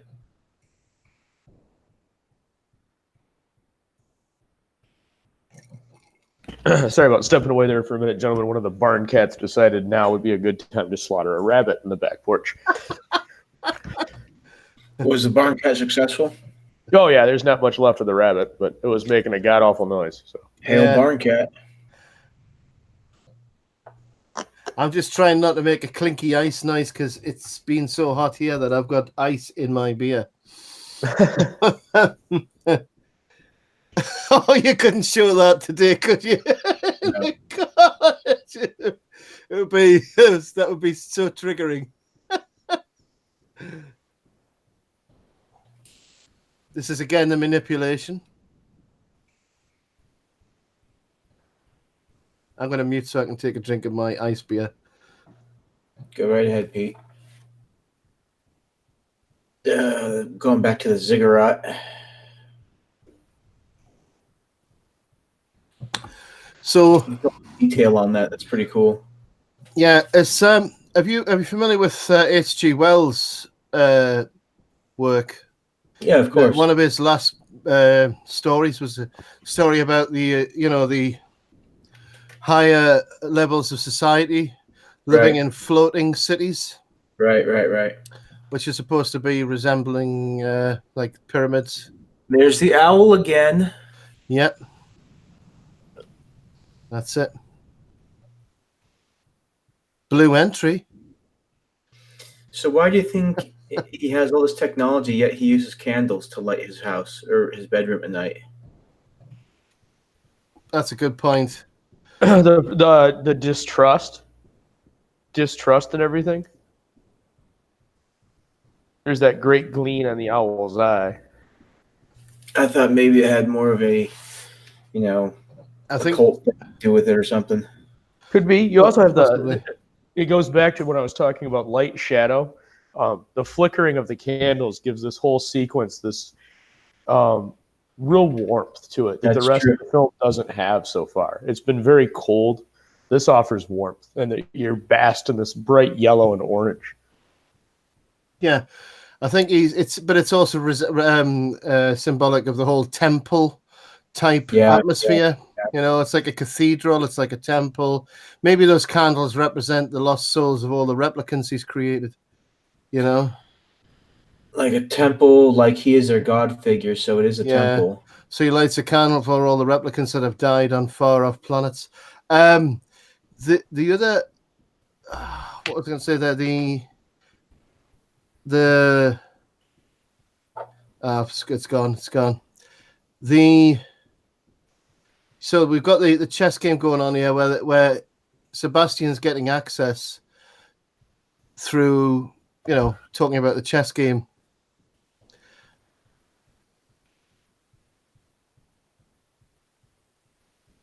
There's the red eye again. Yeah, there's the owl.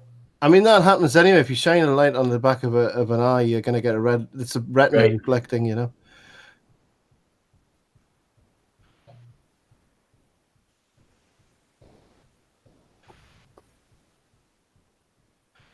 Now you think he knows immediately who the friend is? Yeah. Oh, yes, obviously, he does. He knows straight away who it is. He says, I'm surprised he didn't come sooner. So he's expected him to come back. I love this too with where they're talking about the EMS, the ethyl sulfate. That was just the script. The scriptwriter just threw it in, and it's actually legit. Ethyl sulfate is actually a mutagenic. I think you're a bit ahead of me, Aldous. I'm sorry. I'm 123.26. Had in mind something a little more radical. I will pause here. I'm glad that we we made it to quite a ways in before I boomered it up. So thank you. No, I just think I think it's fine. So he's just said, "I want more life, Father." And I see when the facts of life. Now, again, when he says Father, it's a bit like this is his priest, isn't it? Yeah. He's gone to the cathedral, this is priest, and he's crying out to God. Yeah. Look at his eyes again.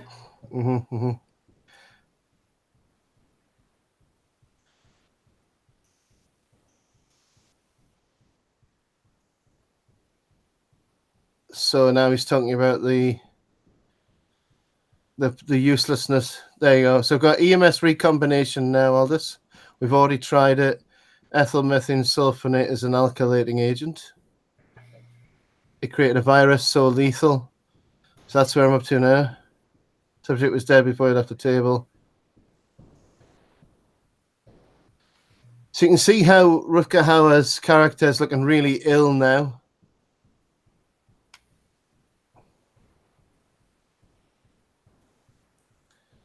So they're talking about all the different methods of giving life back. Why doesn't he just humor him and put him on the table and do this thing to him and have him dead? So he's got to know the danger he's in. Yeah. Yeah. I mean, the thing is, this film, when he kills, well, what I should say is when the ending to this movie is misses one key point that in the original concept, he was meant to see Tyrell, the real Tyrell, encased in stasis, and this is just a replicant Tyrell. Because I never understood why he went ahead and killed Tyrell. Sorry, I've just given away a spoiler there. Sorry, audience. This is the point here. He loves his father, kisses him, but then he kills him.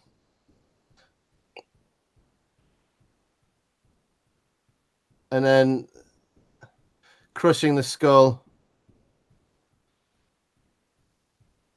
And then the ice through the...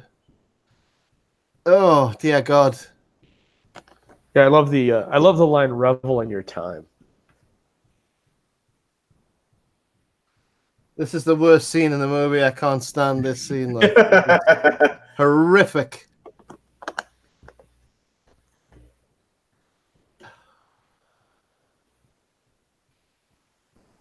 But it's also the idea that is that some sort of Nietzschean thing as well? You've killed your god, so now you have carte blanche or something like that. It's sort Right, of the death of. Are we actually seeing it here?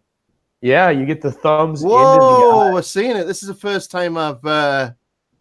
Oh no, they cut it out now. It was never filmed. They didn't have the money for it. He gets to see him encased in stasis, the real Tyrell, and that's what drives him finally off the end. So when Deckard finds him, he's resigned to his fate because he realizes, there's no hope at all.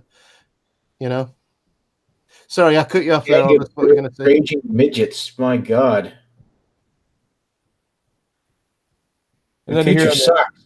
Yeah, that elevator sequence, you get the strobing effect of the light over his face, and he goes from facing up with the light hitting his face to facing down and his face cast in shadow. Yeah. And that's a transitionary moment for the character. I think we're ahead of you now, Aldous, because we've got the stage where I'm at 127.50 and yeah, there is a bunch of stuff they added to the end of the movie here, which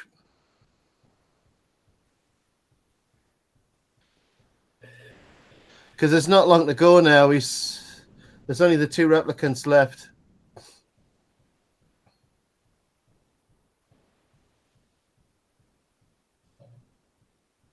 Well, 3. He's got Pris, Roy, and Rachel.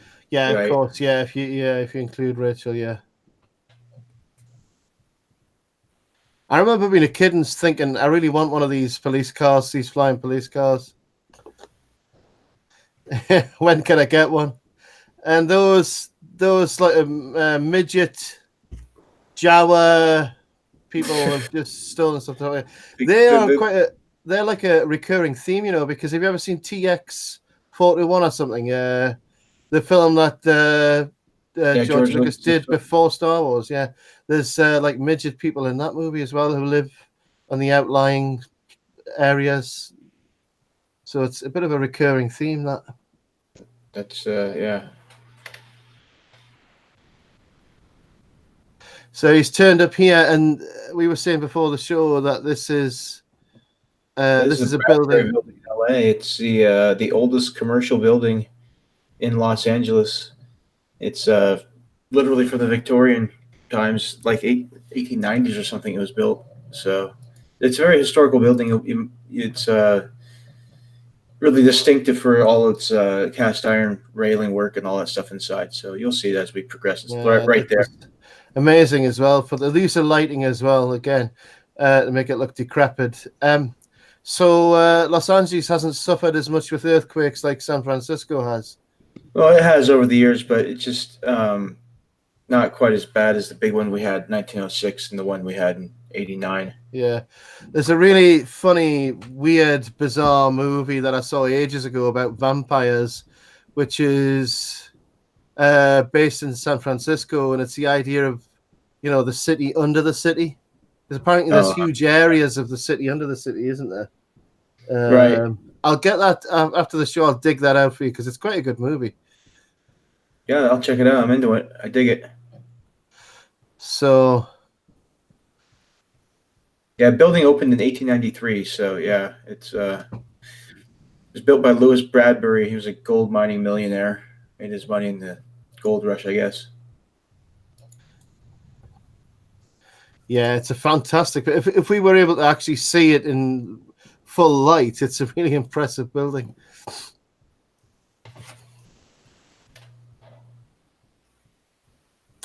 So, as you Now can she's going see, to go and do a bunch of somersaults all over the place. yeah, but Pris has already sort of made herself look like a toy, which is an expression of what she was in the first place. She was a pleasure model. Right. When here again, you've got the light. Light and shadow is just, it accentuates every scene as he's going through this. Have you noticed as well how she has a veil over her head, which is like a sarcastic irony because she's anything but a virgin, because she's been used over and over again, and you can't think of what's happened to her as a pleasure model, the kind of things she's gone through. So it's deliberate irony that she's wearing a veil.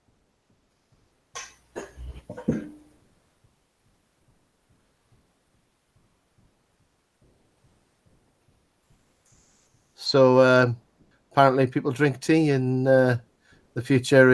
That totally was a tea party. That totally confirms what you were saying about all that stuff earlier. It is. It's Alice in Wonderland, yeah. The thing is as well, all of these things I've picked up tonight, I'm not kidding you, are for the first time. Yeah, same here.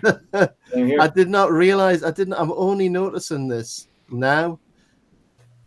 Yeah, I love too how Pris is hiding within the toys. Yeah.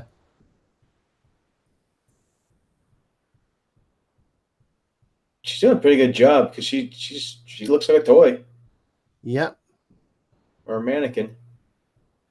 Which is essentially what they are in a sense. They're not just slaves; they're also toys. And it's about the dehumanization, isn't it? They are dehumanized. They have no rights. So the Daryl Hannah. Well, there we go. Oh, that's gonna hurt. Oh, no, the hair's just gone completely mad. The hair's part of my personality, by the way. Oh, he's just twisted his head around. Oh, that's gonna hurt. This is fingers up the nose. Fingers up the nose. I don't know what you want them to do down there, but anyway. And then she runs off. She could have just killed him there and then. I don't know why. I love this sequence though. This is she can do some more flips at him. Oh. Then when she's writhing around on the floor, that's really freaky. That's really fucking weird, dude. That is so weird. Oh, that's mad. Dear God. The strobe effect of the light. That's something they did in Alien, actually. You know, when the alien flares around with the tail and everything, and they have the strobe light flickering across it. That's something they do in Alien as well. So yeah, there she is. So now there's only one remaining, apart from Rachel, which makes two. Was Daryl Hannah actually an acrobat? And here we go. Roy's turned up. This is the final showdown. The rain's already coming down through the cracks in the roof. Yep.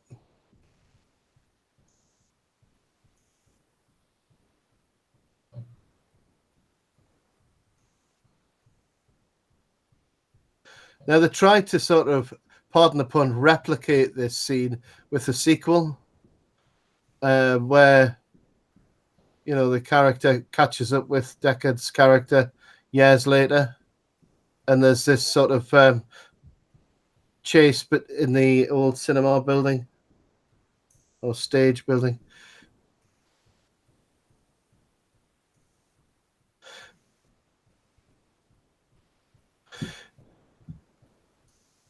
And Roy's character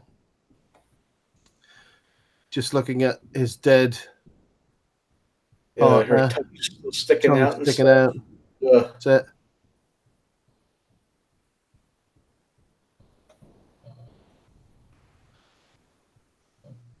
And here you have actual compassion on Roy's part over the fact that Pris is dead.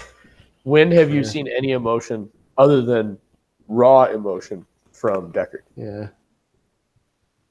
And now the monologue starts. Aren't you the good man?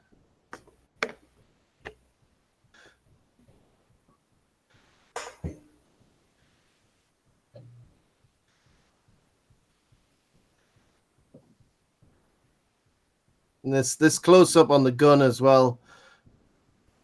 Yeah, it looks pretty cool too. And he grabs his gun hand there, straight through the wall, and then breaks his fingers. I mean, he could kill him now, but he's just playing with him.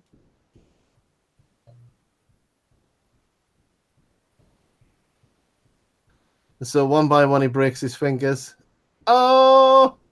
Oh!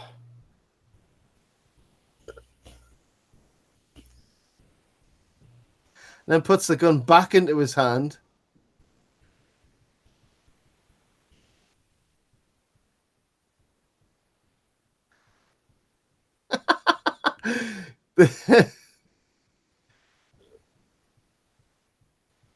This is... He's actually caught him on the ear there. Oh, he did, yeah. Yeah. So now he's hunting Deckard.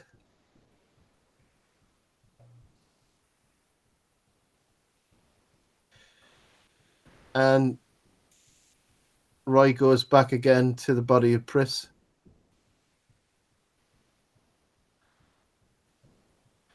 And now you see on Roy's hand there that it's getting more and more like necrotic. Yeah, yeah.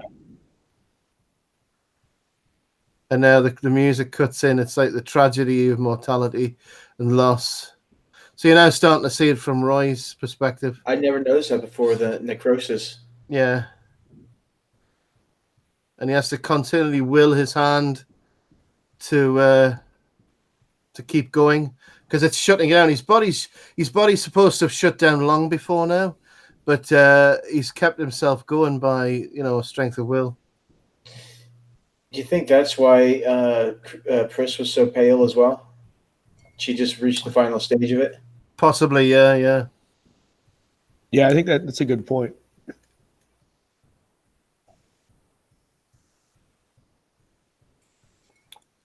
It's interesting too. He gives the gun back. Yeah.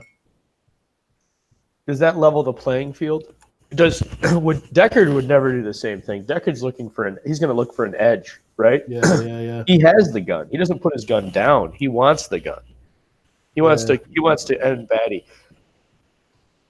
Batty is looking for a moral equivalency. He knows that he's no match for an unarmed Deckard, so he arms Deckard to make the prey actually a threat. He evens the score. Now Roy starts singing and howling. He sounds a bit like Fed at this point, actually, the way he's sort of like, I'm coming. Now he's running around in his boxer shorts now. See, this performance from Rutger is just amazing. Deckard's lost his gun.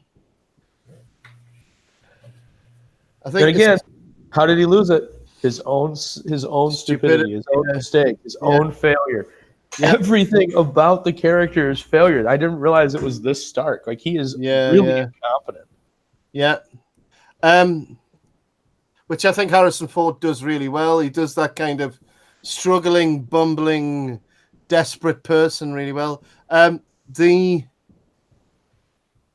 character of Roy, played by Rutger Hauer, there's the Carl, the way he's clenching his hand again. Yeah, I know. Saying, no, not yet. His body's trying to close down. He's biting his hand. Performance is amazing. The other actors were considered for that role of Roy, but when Rutger turned up on stage, it was just immediately, no, we need this guy for the role. It's so metaphoric, man. Can you see what he's doing now? I've got the stage where Roy has pushed nails through the palms of his hands to keep himself going. What is that symbolic of? Right. Oh, yeah. It's the Christ symbology now. Well, and you have it contrast with Deckard's realigning the bones in his broken fingers and splinting them. Yeah. Yep. So it's the idea of pain, mortality, death. There's a lot in this movie. Carl, There's your "Here's Johnny" moment. Yeah. Do you think that the pain is keeping him alive because Yes. when he's Yeah. feeling something, Yeah. he's Yeah. alive, and the more Definitely. he can do that, the more he can extend his life. Yeah. It So is it reminds him. metaphorical for it just living every moment to the Yeah. fullest? Exactly. Reminds him that he's still alive. So Deckard's hit him right in the face with a pipe, getting him to fight. Yeah, good. That's the spirit. Yeah. Well, maybe this fight is helping to keep him alive too. Yeah, I think there's something to be said for that. Primal, all that primal shit. Yeah, is he being fueled just by hatred at this point? Just is what is it? Oh, really? Is it not even hatred because he doesn't hate Deckard? It's just he wants to kill him because he killed Chris. It's a revenge. Mm-hmm. Look how tall these buildings are, and the idea of generation after generation after generation built up on each other, and this area of the city is really, really old, hundreds, possibly thousands. You know, we know when it's supposed to be dated, but it's just the idea of degradation. You know. Yeah. Yeah, there was an excellent shot there too. Yeah, and that's the use of mats, isn't it? Yeah. What was the term Prish used for just how their overall decrepitude was going? Yeah, accelerated decrepitude. Accelerated decrepitude. So the accelerated decrepitude applies not only to their physical state, but also to the society around them as well. Good point. Yeah, exactly. Well put, Carl. And the way the city looks and the society and the world, the earth is exactly going through the same thing. This is your Harold Lloyd moment here with them. Yep. Just need a little ragtime piano music in the background. Yeah, exactly.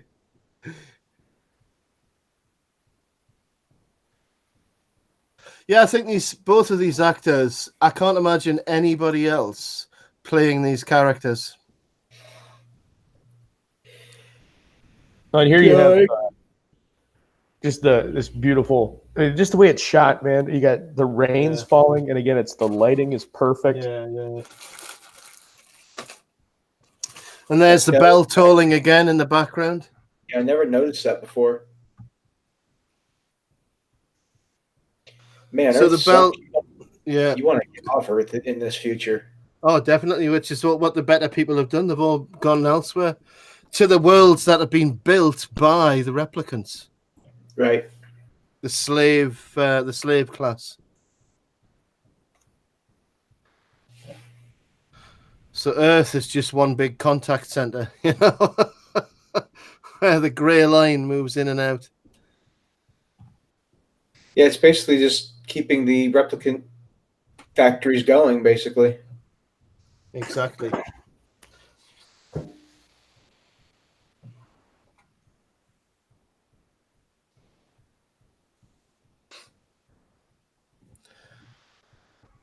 TDK there in the background. That leap was amazing. Now, in the original movie, the fact that Deckard could do that leap when he needed to do it was one of the sort of hidden messages that he's a replicant. Oh, yeah. Because that was a pretty big leap. But he doesn't quite make it. Right, and then you have this. This is just such an awesome sequence. Yeah. With the fans going in the background, yeah. You've got that splintered light again. You got the blinking light, you've got the lighting refracting, and then again you've got this haze, the smoke, the clouds. Everything is just real. It's got that atmosphere. Here it is. And that scene where he's clutching the dove. And here he's going to run and jump. Look at this. Woo! And we're nearing the moment. How much farther, Pete? I know you were saying like is Deckard. I think you're catching up to where we are now, Aldous. We're almost in sync. Okay, and you just were asking. Okay, Deckard couldn't make the jump. Is he a replicant? You know, but he jumped really far. Is he a replicant? Well, look at how much farther Rutger jumped. Yeah. I mean, he cleared the edge by quite a bit. Yeah, that's what a replicant can do. It's a replicant's better. He made the jump. What did Deckard do? Deckard couldn't make the jump. Another example of failure in the face of the perfect being. Yeah. And now he chooses to save. I think he chooses to save. He goes saves Deckard here. But did you hear what Rutger said there as well. Quite an experience to live in fear. That's what it means to be a slave. Right, right. And remember, this whole time, he's the only one that's been talking. Right. Exactly. Well, that's Leon says something like that too. It's about the it's like having an itch you can never scratch. Mhm. Right. Mhm. So there is an aspect of humanity that the replicants have over mankind, and I think that's the end reflection of it. Is as terrible and as monstrous creatures as they are, they've been fighting for their existence. Whereas what's man do? Man just struggles to make it through a day. Mhm. Here we go. Here we go. Yeah. Now, this is going to hit me right in the heart because this guy has actually gone to beyond the veil now. I love this part right here. I've seen things. Hmm.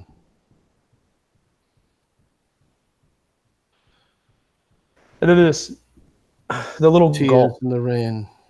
All these many gulps, and its moments will be lost in time, Hmm. like tears Yeah. in the rain, which reads like something from like a Cure or Bauhaus song, but is just so powerful in this moment Yeah. that works.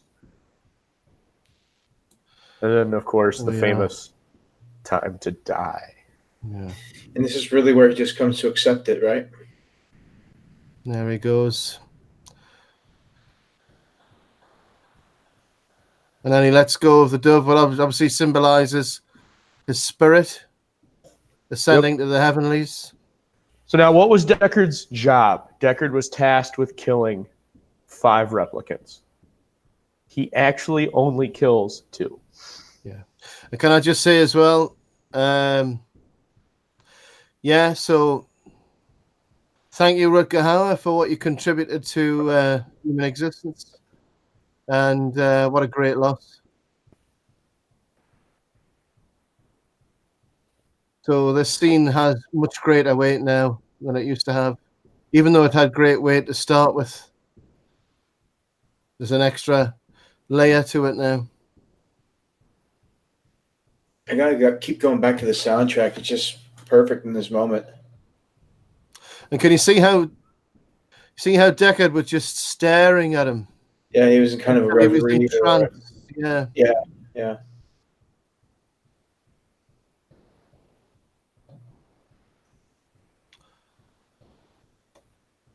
So that was the moment of immolation, really.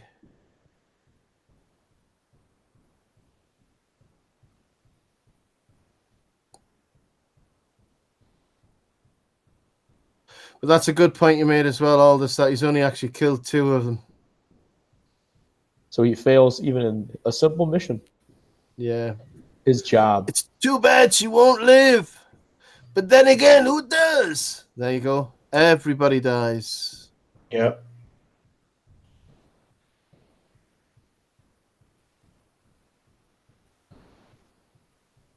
And here returns back to his apartment.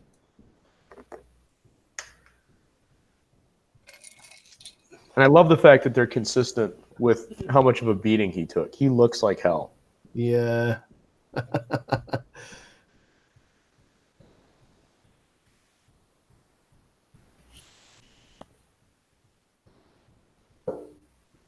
And he doesn't know whether she's there or not.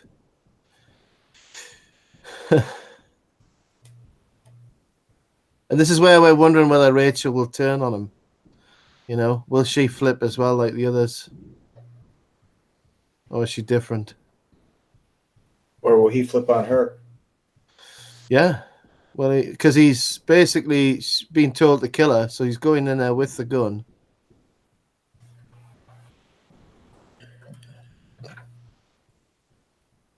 And that's done really well where the screens are on in the background.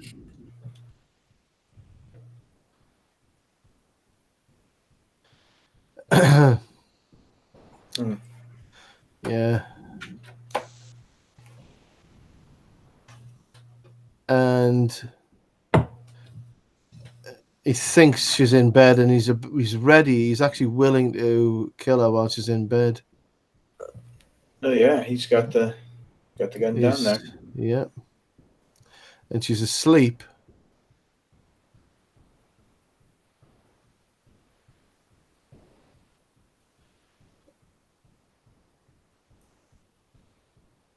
And he can't do it. And I suppose there's symmetry here between those two and Roy and Pris. Mm-hmm. Right. Well, also you also have this is a character development moment. This is what the whole movie's been coming up to. This is Deckard's hero moment. Yeah. He finally realizes that the morality is not. There's morality in saving in life. Yeah, it's not ending it. It's to celebrate it. And so to celebrate it, he fails again. He doesn't complete his mission. He had a chance to complete his mission. Yeah. He's not going to do it. And I've just noticed as well, Deckard's character, he doesn't have contact with anyone. He's a loner. He doesn't have any relationships with anybody. This is the first person he's actually learned to relate to.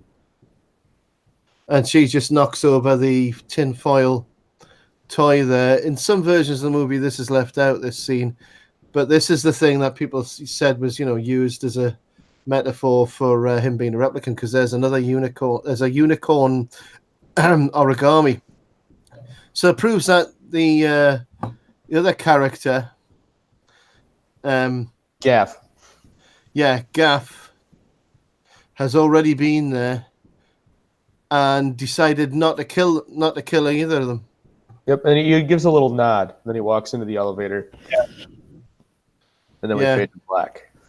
So he's sort of saying, they should have a chance to live. Why not? Everybody dies in the end, so why kill them now? Everybody's going to die eventually. And then we fade to black. Yeah, some versions of the movie have that ending monologue, don't they? Yeah, this was taken out. I hate to use it because it is such a pulp culture line, but the line from Fight Club that on a long enough timeline, the life expectancy for everything drops to zero applies in this instance. It's Gaffian, if you will, in its logic. So yeah, overall thoughts? I actually think I like this version of the film the most of the ones I have seen. I enjoyed it a lot. It's a good film, man. It's like you see so many things when you go back and look at it and just kind of observe it and take it for more than just the story. Well, I think it's a thinking man's movie. Thinking men are rare these days. Thinking films that truly provoke thought, introspective thought, and philosophical thought are even rare.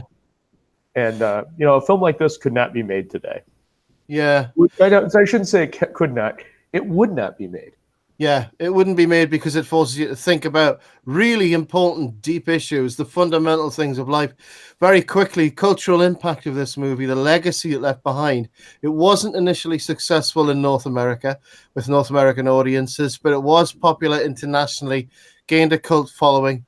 Dark, futuristic style designs have become a benchmark for films that came after it. For video games, anime, television programs. The producers of the reimagined Battlestar Galactica were heavily influenced by it. Also, it was selected for preservation in the United States Film Registry, and it's frequently taught in university courses, Carl. So it is taught in colleges, apparently.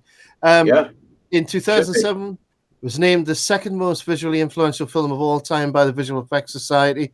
It's also been the subject of parody, such as the comic books Blade Bummer by Crazy Comics and Bad Rubber by Steve Galacci, and Red Dwarf, Back to Earth, did a special with Blade Runner, but the whole Blade Runner, Red Dwarf series is inspired by it.